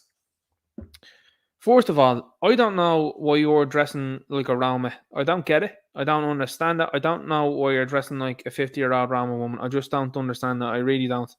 But as I keep saying to people, and I know people will go, Ninja, it's bang out of order. Just look at them, lads. It's never above a 4. They're always less than a 4 out of 10. Okay? They all believe this stuff. Why? My assumption is that a lot of these people are listening to online. They get a power trip. They're not people that you'd speak to. None of these women are women that you'd stop and have a chat with in a pub. No way. Not a chance. But they're all running around like this. I mean, look at that. Look at that. What I see here are 3 women that were failed by their parents. Where are the dads? What's going on? But this is what I'm talking to you about, this culture of Marxism and this vandalization of entertainment and stuff like that. This is all keyed into this. And I know that there's people that are listening to this YouTube channel rubbing their hands. Older generation going, that's your generation, Ninja. Yeah, I agree. But guess what? You were the custodians to not let this happen. I'm just putting that back on you. You were supposed to not let this happen, because I'm telling you now, if I had a daughter, I wouldn't have them anywhere near any of this sort of nonsense. But you can tell by the looks of them that they are going to be on this side of the fence. So what happens? Well, eventually the older woman, who's in her 40s or 50s, based woman, defeats them rationally. This one goes off red face, screeching at her, and these other 2 then that are just used as backup are there hanging around going, oh my God. Like, this is an astounding video. But like I said, have these people been sent out by a certain group? Or who have they been egged on by to go over and engage with this? Because according to Billboard Chris, 99.9% of the interactions that he had, maybe we'll go with 99.8 because the interaction that he had with Garda Síochána started off badly but ended well because the Garda was totally embarrassed. But he said most people came by and gave words of support, bar these individuals. So were they sent there to confront him and talk to him like that and try and shout him down, trying to get him to be removed from where he was? Who knows? But it goes to show you everything and some of the stuff that people have been saying, which is, are there provocateurs? Are there people that are on these certain programs and affiliated with state media and affiliated with governments that are running around doing things? Yeah, now you're caught. And that is the beauty of the internet, and it's the beauty of social media, that within 24 hours, people were like, there's this chick, she's had to been like 6 different things here to do with the government. Done. Narrative vendor. Right, lads, let's talk about this. So, like I said earlier on, I said at the start of the stream, in France, this guy is a Syrian refugee. And again, when I use the word refugee, I'm using that term lightly because these people don't all fit that same sort of idea. And this fella, now, it pains me to say this, went through a playground in France. And all I can say to you is, use this, right? Now, as you know, and as you can see, and you quite clearly understand what that is, and use it on kids, infants, toddlers, 4 of them at least, 2 left in critical condition. Now, there was people in the vicinity that were running around after this fella and chasing him. Now, I don't have to tell you what I would do in that situation. I don't have to tell you. I don't want to make any further comments, and I won't be making any further comment on that. I've seen the comments that Andrew Tate made with relation to this, and I agreed with what he said. And I think the large majority of people do. And I think people are starting to get back to that type of way of thinking. They're starting to go, oh, no, yeah, that shouldn't have been happening. Not at all. And what people now want to see, particularly in France, is they want to see this fella being treated like they had been treated in the likes of the 1600s, 1700s, 1800s. They want to see that be public now. They want that there and then. And I think that that's a good idea. I think that those things should be happening. As a society and as a worldwide, I suppose, the way these people want to go with it, with the news stations that are coming out there that are talking about this and are trying to gloss over this attack. They are trying to make this out as if this is nothing. This is a clear and present danger. This is something that people have been mentioning about what's going on in France. And this sort of problem has only escalated. It hasn't decreased. It's only escalated.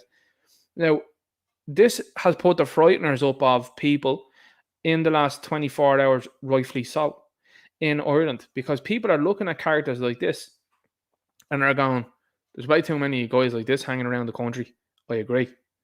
And you have people now that are coming in, like I said earlier on, my Eastern European friend said, that people are coming in with different morals, beliefs, religions. Doesn't work out. And some of these people are running around with certain phrases that they're shouting out because they believe that this is a good thing that they're doing. Now, you factor that in as well too, by the way, which is another thing that has happened, is that people think nothing much of this because of the sort of stuff that the government and medias have been promoting over the last few years. Now, you know what I'm talking about. I'm talking about the 8 sorts of stuff, not that.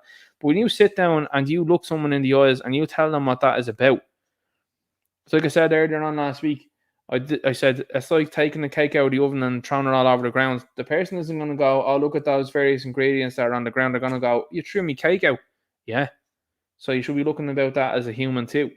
So when it comes to this guy, like I said, I'm not going to be adding any further comments to it. I just wanted to draw your attention to this story that's going on in France. And what is happening in France is they are becoming more and more overrun with individuals like this. And yet still, Emmanuel Macron is holding his position. How is that? So again, you're going to see more and more people start to get fed up, and the French, in fairness to them, they're going to turn up about this, and I hope that they do, and I hope that that gets sorted. But this is one of the most harrowing incidents that you'll ever see. Now, I'll be honest with you, lads.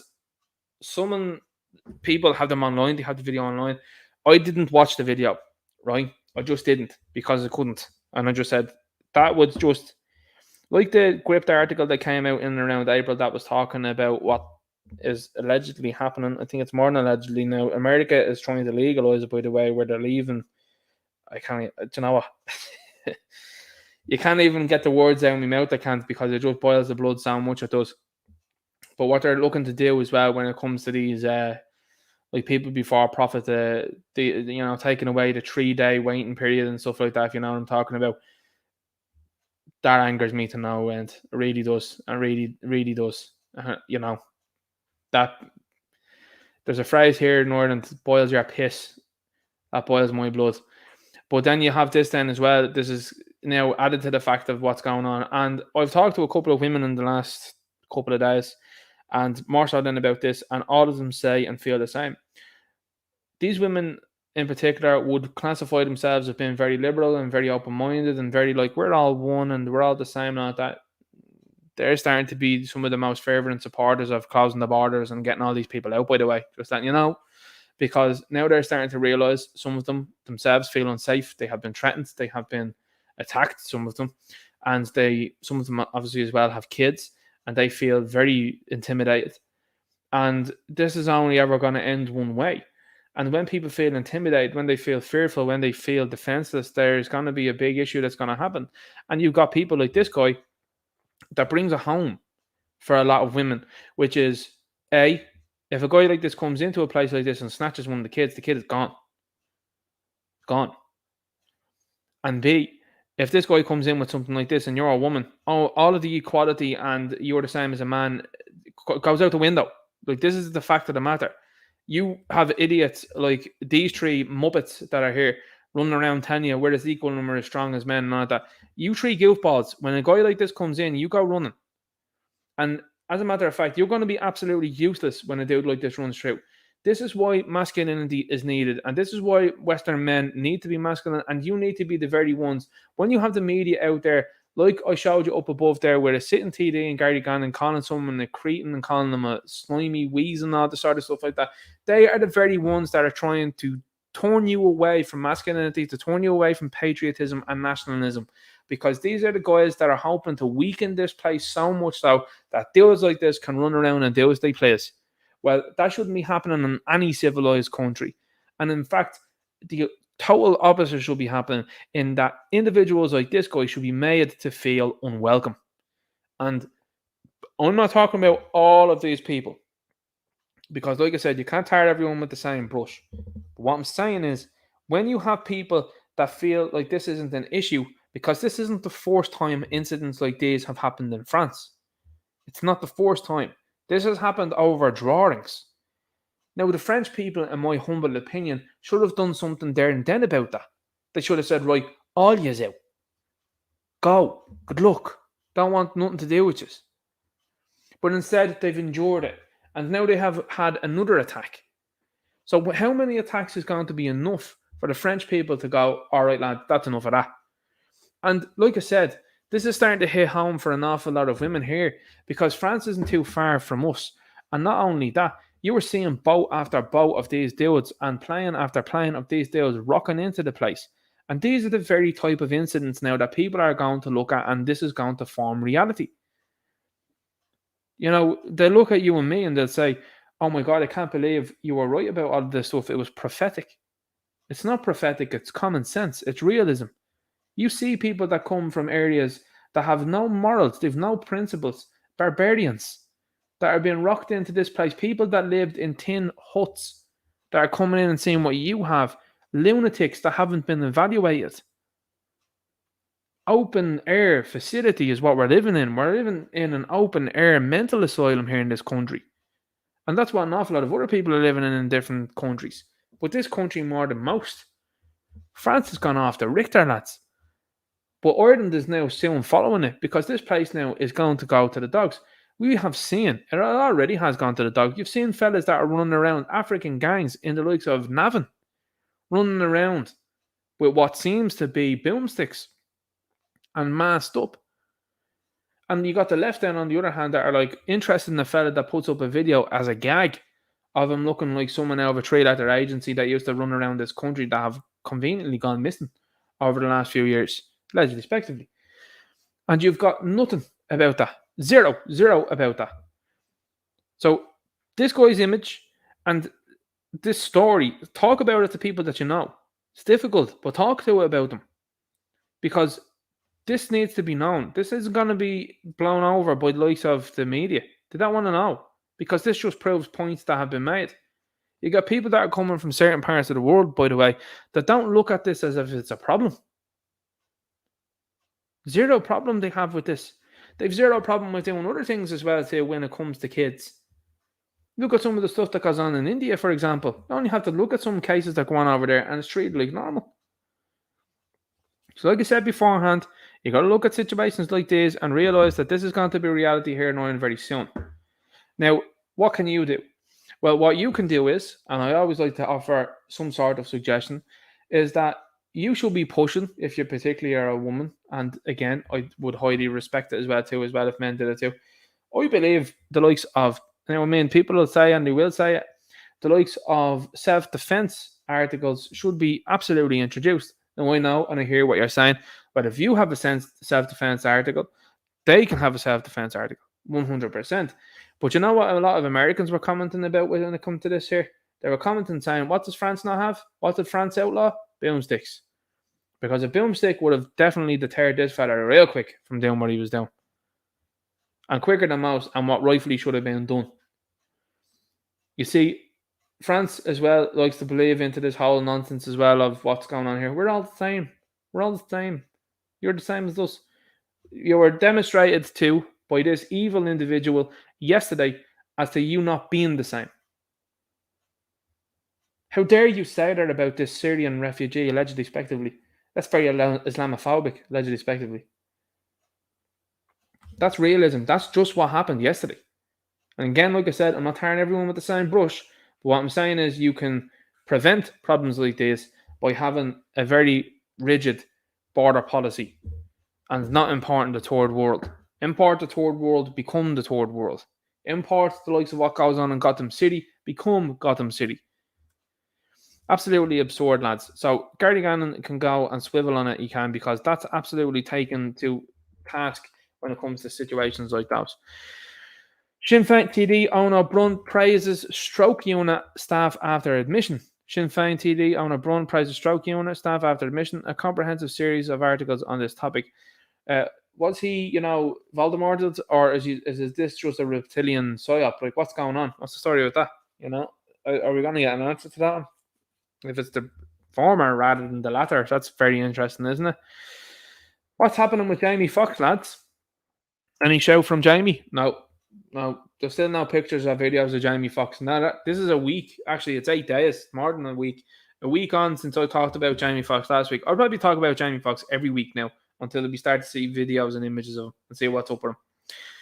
Call for aggressive seizure of alcohol after Dublin Beach cleared following brawl. Local Labour councillor, of course, it's always Labour as well, Brian McDonough said the beach has seen increasing problems over the last few years. You best believe it's going to see more, and so is the large majority of the country. What's Brian's reaction to this?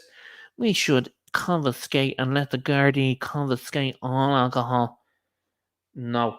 This is a nanny state, this is. And I tell you what, lads, it's becoming even more ridiculous. Are you telling me that scraps didn't happen before? Scraps happened, and scraps are always going to happen. And they're going to get more dangerous from here on out because you've got a culture that has been imported into this country that think nothing about using knives. When I've grown up, and as you know, the large majority of the country was what it was, everyone knew that you used the two things at the end of your arms, and that was the end of it, right? And the better man won, and that was that.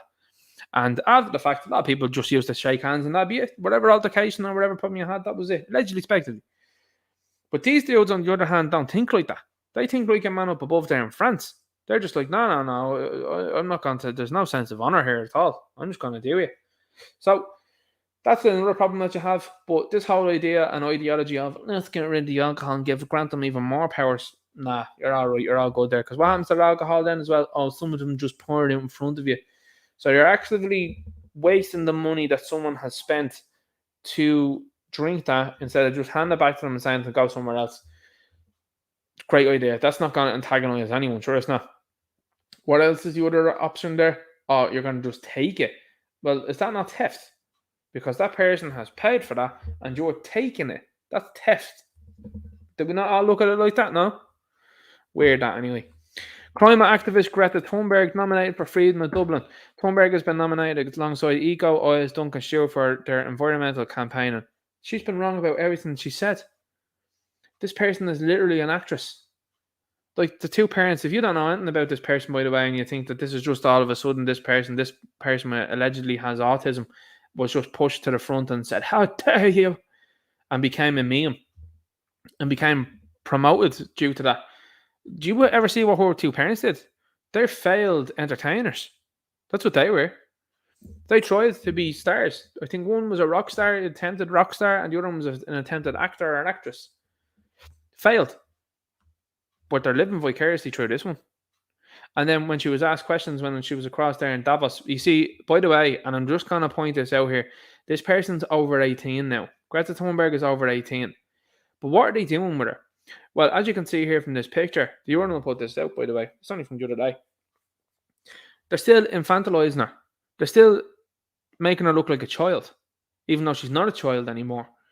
And what that does is, and what they are attempting to do is, they're trying to make her look childlike so that you don't criticize her. And you forget that this is an over 18 individual. You forget that this is an adult. That when you critically say, that's nonsense what that person is talking about, they'll go, oh my God, she's only a kid, leave her alone. She's 18. That's fair game. It was fair game when she was a kid, because what does a kid know about climate change when you have actual scientists that are out there that say it's all hooey? What about the likes of your man there with the surname Kennedy and he has the first name Robert? How come he's coming out and saying a lot of this stuff is nonsense as well, by the way? Interesting that the podcast that he did with Mike Tyson the other day on this platform was removed, isn't it? Almost like that he was telling the truth. Well, exactly. Anytime something's removed from this place, you can guarantee it's probably most likely the truth. So anyway, this person regularly been wrong, but's been given the freedom of Dublin. I'll tell you who should be given the freedom of Dublin. The Irish Inquiry. Philip de Ware. Satirical Soldier. The Irish Gay. How about that?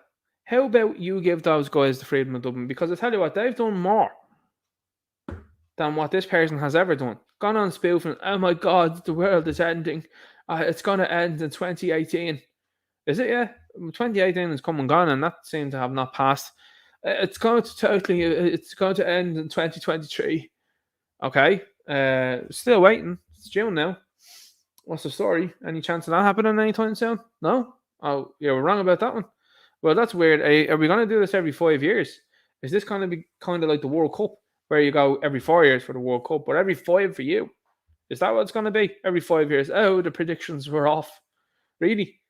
And by that time, then you're going to be what then in your mid-20s, and people are going to say, you can't say anything about her, it's just a kid. She's 25 then, though. Like, are we going to talk about that? No, you don't want to talk about that?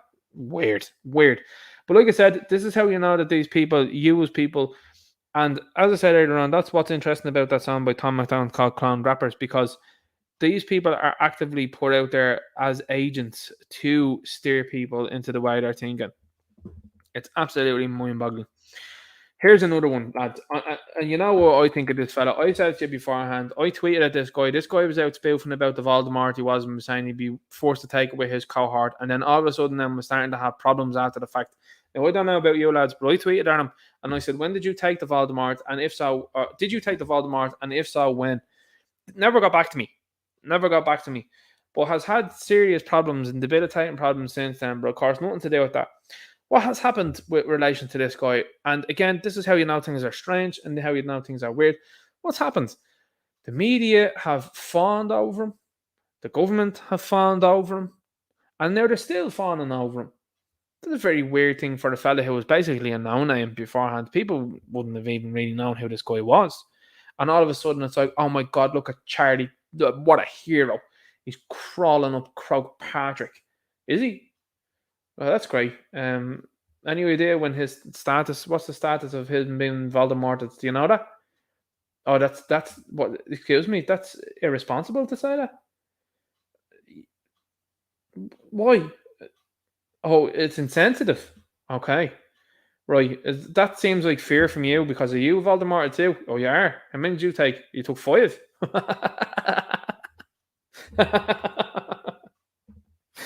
Anyway, cost of living on home economics exam as Charlie Board features in junior psycho religion. Is that not propaganda? Like, is that not propaganda when you're featured in a fella like this in a religion exam that people are going, But see, this is, like I said, when you are awakened to what's going on and when you see what's happening, you can see the ones and zeros in front of you when you're promoting a dude like this and you're not answering any questions as to why this has happened. My pertinent question is, how many Voldemorts has this guy taken and when did he take them? Is there a correlation between when he took them and when he started to have issues? You see, that's what science is supposed to be about. That's what looking up and gathering data is supposed to be about. It's supposed to look for glitches, problems, and assess what's going on. Instead, it's bury your head in the sand, stick this fella onto a paper there for an exam, and just hope for the best. This is unbelievable, lads. And I tell you what, this is a real eye-opener, and it should be to a lot of people that are out there. McGregor fans switch off tough in droves as jaw-dropping viewing figures revealed. Couldn't get that one out there, could I? The bottom line is this, right? It's nothing to do with Conor McGregor. Conor McGregor's the draw. You see, the papers dislike him, they do, because he's someone that's been successful. Do you know what the problem is with the Ultimate Fighter? It's the opposition. Michael Chandler is boring. Like, that's what it is. Now, if you ask me, who would I have as an opposing... Now, this is probably... People probably don't like the Ultimate Fighter, but I'm going with this anyway, because I'm just talking about the media as a whole. I would have went with Dustin Poirier as the opposite coach. Those two fellas genuinely don't like each other, and they talked a lot of smack. And you should have been putting them. That'd have been prime time TV. You put McGregor, who can talk, against a fella who can't talk. Now, granted, Michael Chandler's an excellent fighter. No taking away from that, and he's a wonderful fighter to watch. But he doesn't have the ability to talk. And in fact, within 5 minutes of McGregor getting there, McGregor belittles him, and just your man shuts down. Now, that's not to say that your man might not come out swinging and knock McGregor out in the first round. It's entirely possible. Would I like to see it happen now? I'd see McGregor win, obviously. But what I'm saying to you is the media are trying to spin this as if McGregor's done. You see what I mean? Do you see what I'm talking about? That's how they do it.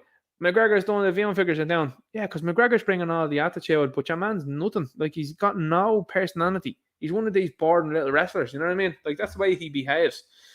So that's another media spinner. Dublin residents demand €225,000 to not protest housing development. The reputable locals in... Lads, they're actively telling you this, by the way. They're not far right in South Dublin. They're reputable locals. This is news talk, by the way. This goofball outlet is writing this sort of stuff here. They want 225,000 each. They want nearly €250,000 to agree to stop objecting to a new housing development. You see the difference? Do you see the difference between you and them? Let's have another difference between you and them. €5,000 granted to TDs and senators to beef up security around their houses. What happened in the same time? They told people like Superior Street that they were bigots and racists and homophobes and transphobes and all this sort of stuff, because they decided, nah, I don't want loads of fellas hanging around here in tents in my area. That's what they did. They weren't giving each person 325,000 or 225,000. They weren't giving each person $5,000. But reputable locals in South Dublin have demanded to be paid 225,000 each. I'm telling you, lads, that is showing you the disparaging difference. And in fact, it's showing you the large difference between the haves and the have-nots, and people with money and people without money. They ain't going to be looking at a direct provision centre across from them. They ain't going to be looking about tents from them. But what I said to you beforehand, which is the key point to be made, when these fellas in these tents and the likes are bounced out of ordinary Joe Soap areas, they're going to go to these type of places next.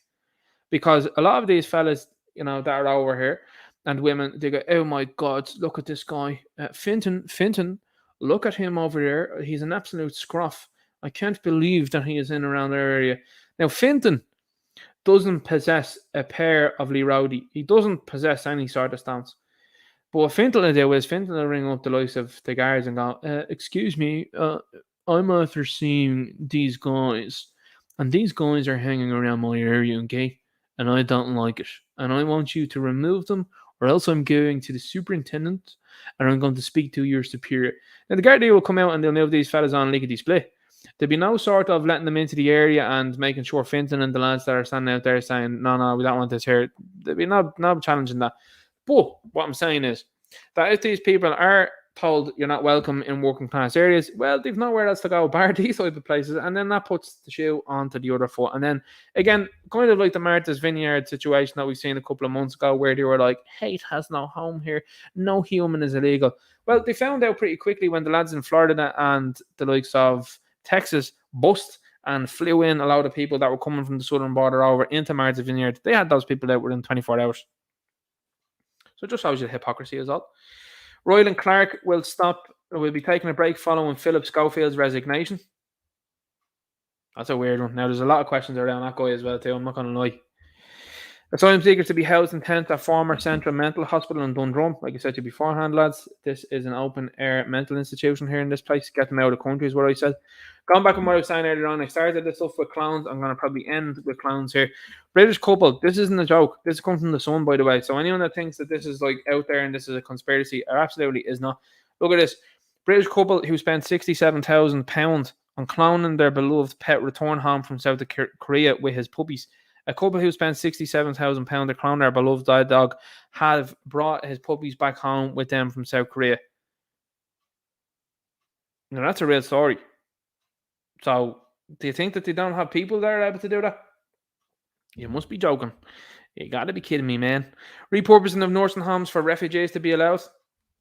Again, telling you the elderly that they were super duper concerned about for the last couple of years. Now, does that not factor into what a lot of people had said at the time? And indeed, yours truly had said it. When you've got people out there that were like, seems like they're trying to remove the elderly. They don't want the elderly to be in contact with anybody. They want the elderly to be pumped full of God knows what. And then they want them to be moved on. And what's the end result of that? The end result of that is then these people are going into the care homes. That's weird. Very strange. Very, very odd. Facial recognition tech for Garda will not be misused, says Minister for Justice. Yeah, right. Helen McEntee says she will work with Green Party to allay concerns FRT may be used for racial profiling or mass surveillance. That's hilarious. Soaring grocery bills are main financial worry for most Irish households on post-money survey finds 100%. What are you doing about it? Nothing. Irish economy enters technical, this is something that slipped by the way, enters technical recession following unexpected 4.6% fall in GDP. That's a panic button being hit, by the way, boys, because all by design this is all by design. You know, when you have to say that, I suppose, you know, when it comes from Philip's point of view, it's definitely the opposite. I would humbly suggest, allegedly, respectively. We go with that one. All right, guys. Anyway, that's the news portion of what's going on and the commentary there of that. I'm going to jump into the chat now and say hello. Thanks very much for being here, listening live. I appreciate that. I'll see you next Friday, 7:30 Irish time, as always. We've done we've done 2 hours and 18 minutes. That's not bad at all. So we've got 2 starred points here. There we've got Jerome Reedy sends 2, says Ninja, I'm late. It's usually you. Cheers. Angela Gardner sends 2 super sticker. Thanks very much. Much appreciated. Highly appreciate that. Mick O'Keefe says Enoch should run for office.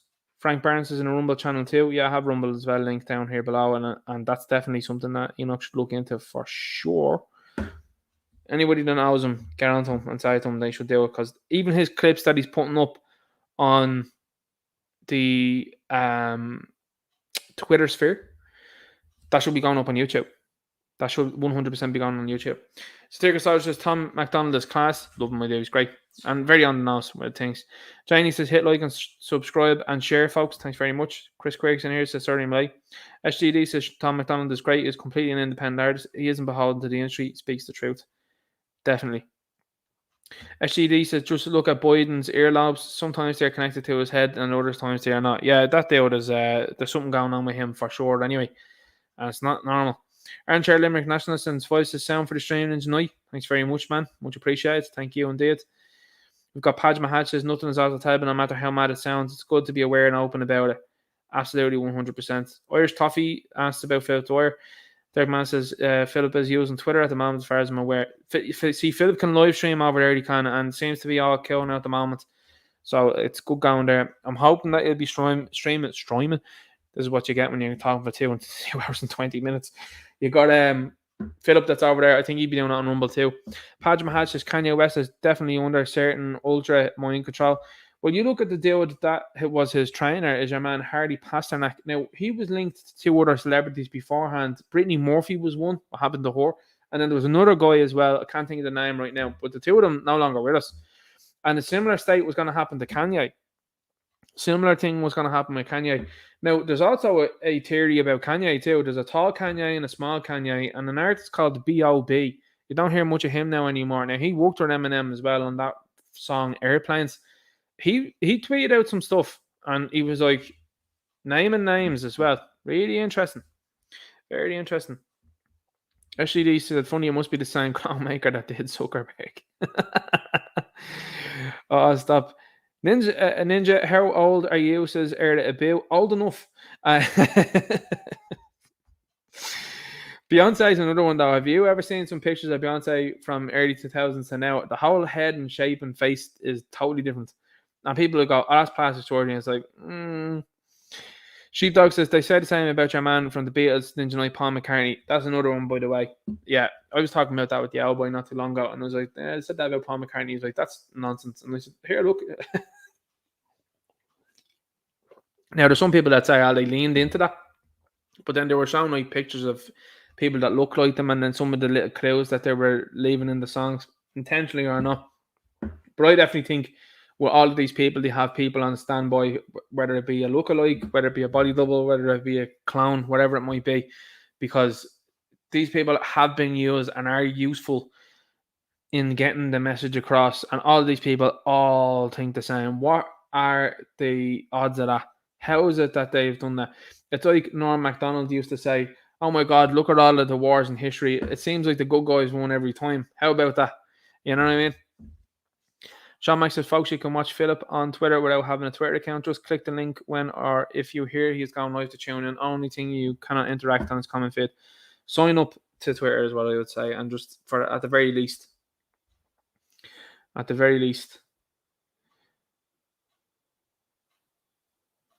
Edmund Christo says, all of a sudden, you not remember his White America song. Eminem has always been a sellout. Yeah, but that song in particular, I know what song you're talking about because I was actually a big listener of Eminem at the time.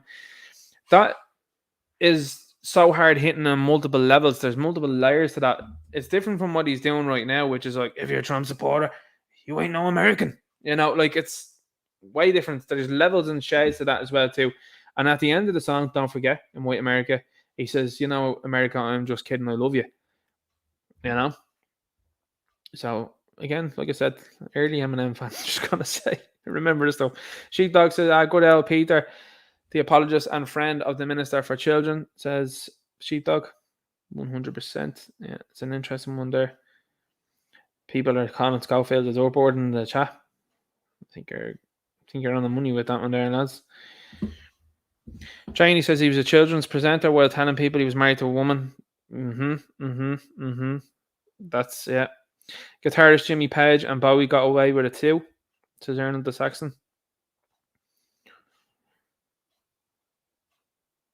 Yeah, a lot of these people that are in these entertainment spheres are all compromised, and that's why they have them.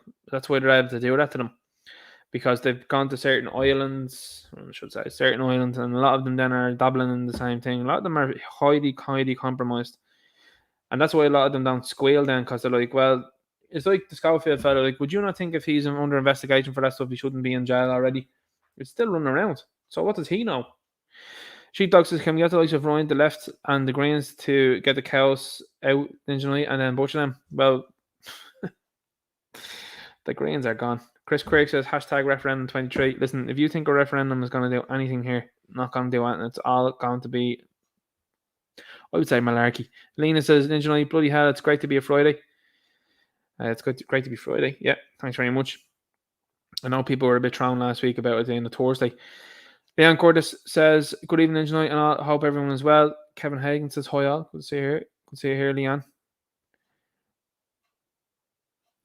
We've got Arnold the Saxon that says the French guy who did, well, not French guy, the Syrian guy who did what he did in France had been torn down for asylum in France for a few weeks before he carried out this atrocity. He was denied because he'd been granted asylum in Sweden. Honestly, these governments should be held to account for what they've done.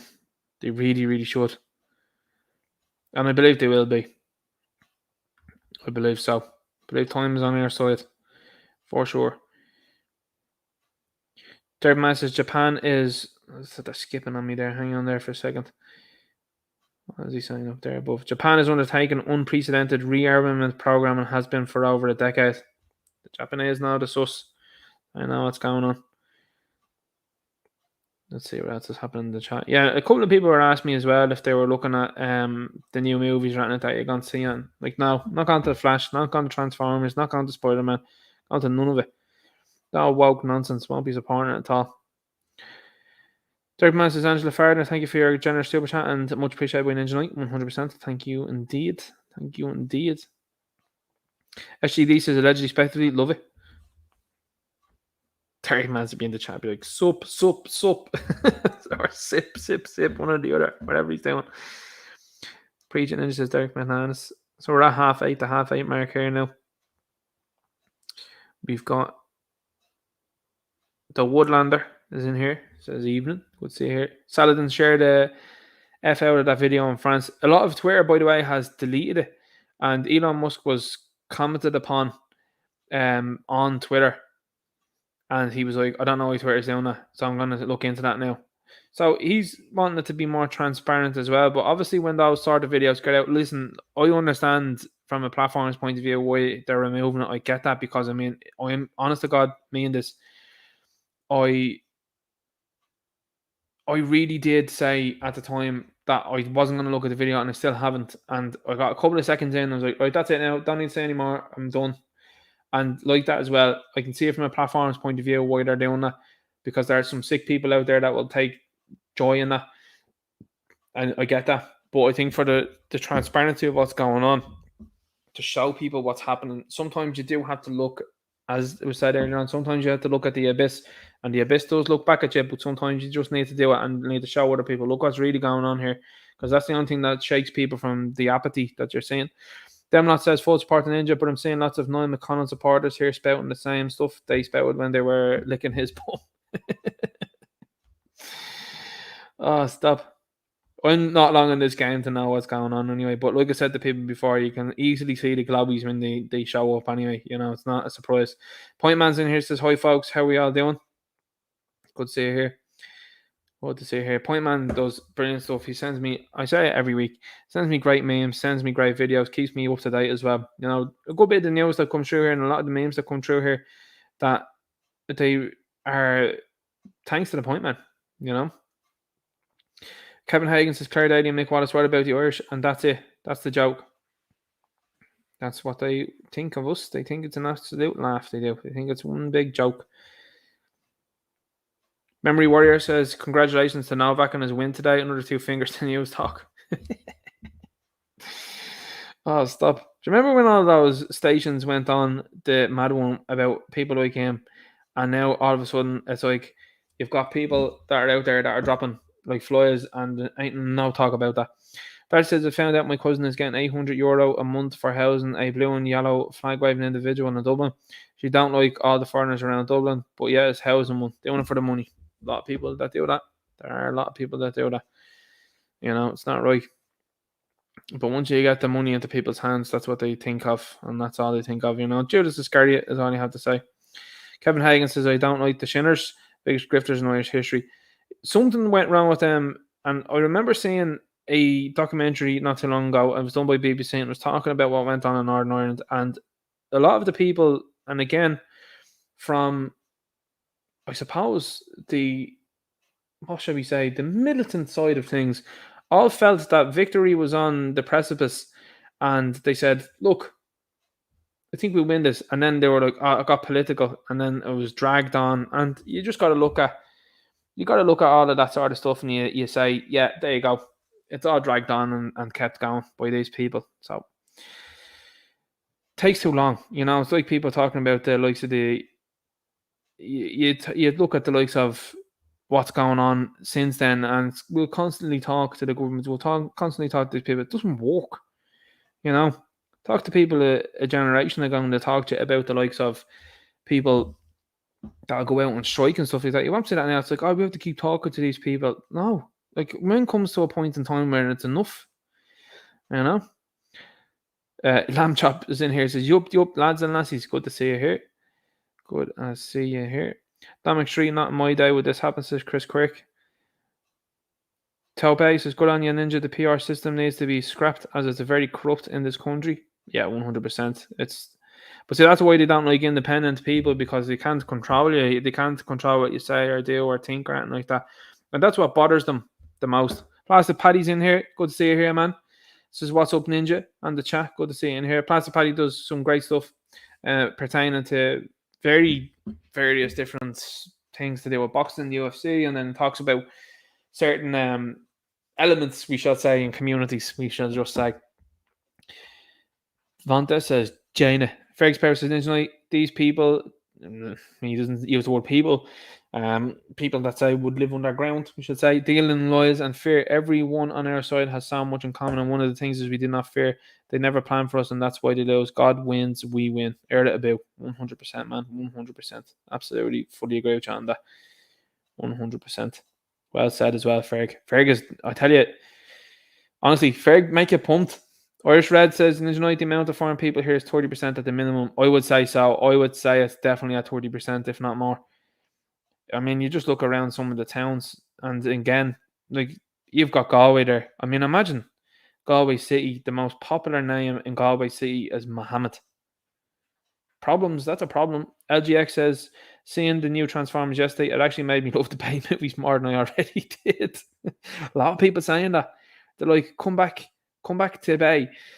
Paul Reviews says the new Transformers had about 2 fights in it. The worth it was.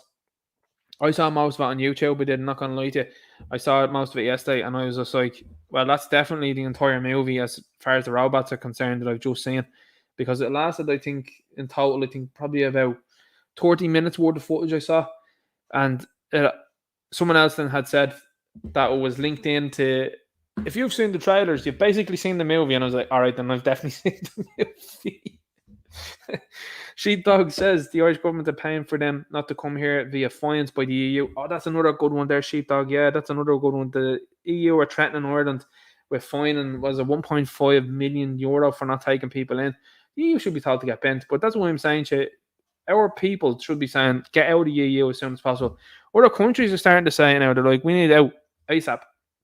The ultimate in admitting they are complicit in the insidious carry on to migration hoax. Janie says, thanks, Ninja. It was nice to make the live. Have to get off to get some rest. Thank you all in the chat. Angela, keep strong as always. Ladies and gents, never beat the Irish. 100%. Enjoy yourself. Look after yourself there. A lot of people shouting out in the chat as well too, saying thanks very much for directing them there. I think we had more listeners than normal here this evening. I think it was peaking at about 180, maybe 185, which was cool. Good to see that.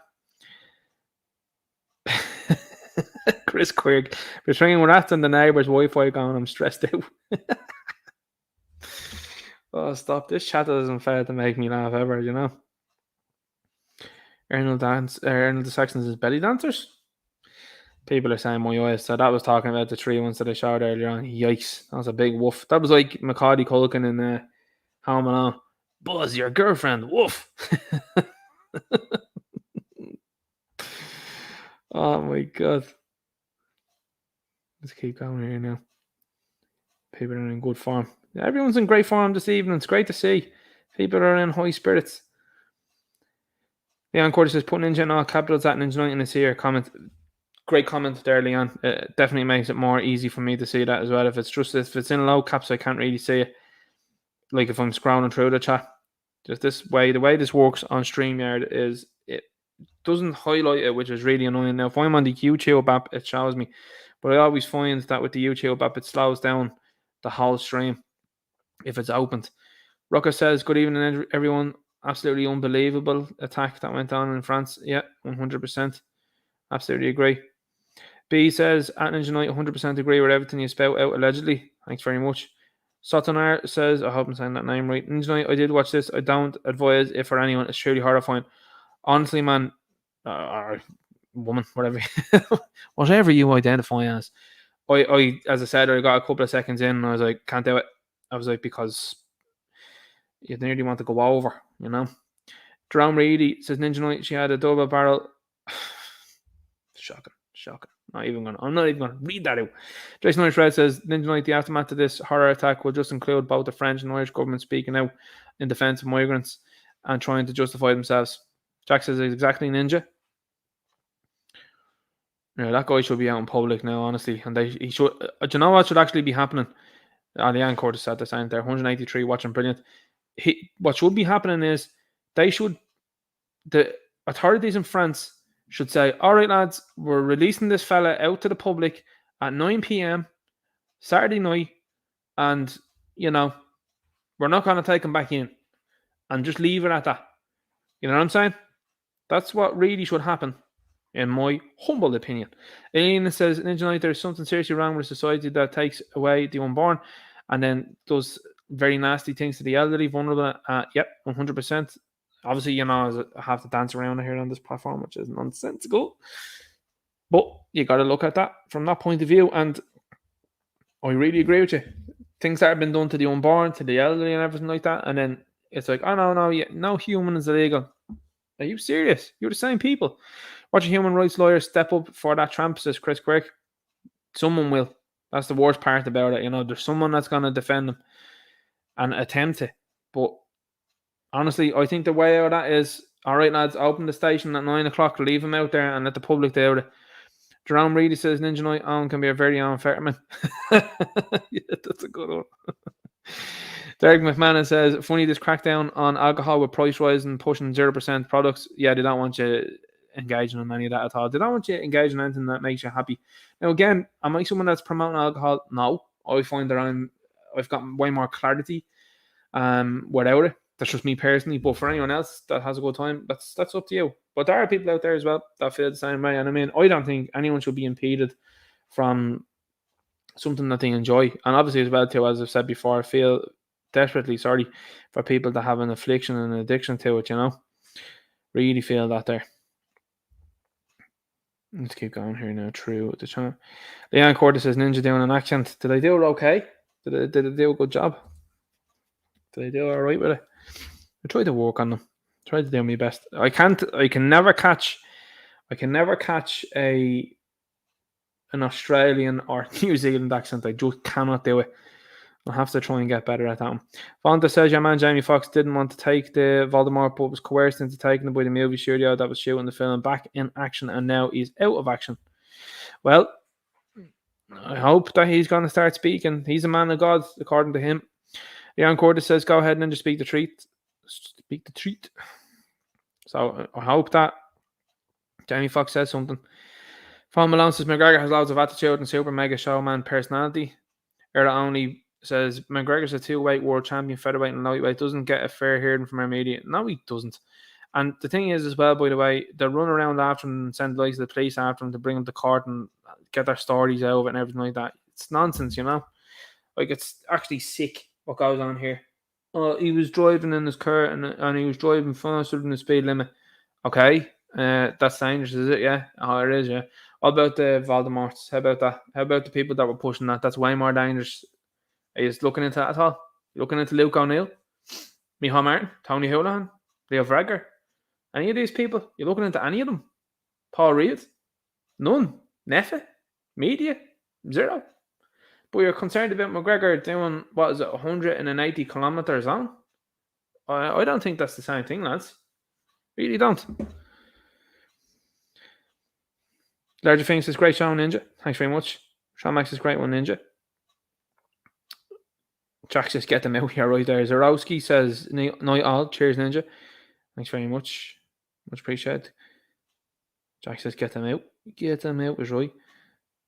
Chris Quirk says, Ninja, the neighbour's Wi-Fi is on the blink. Oh, stop. That's a gas one, isn't it?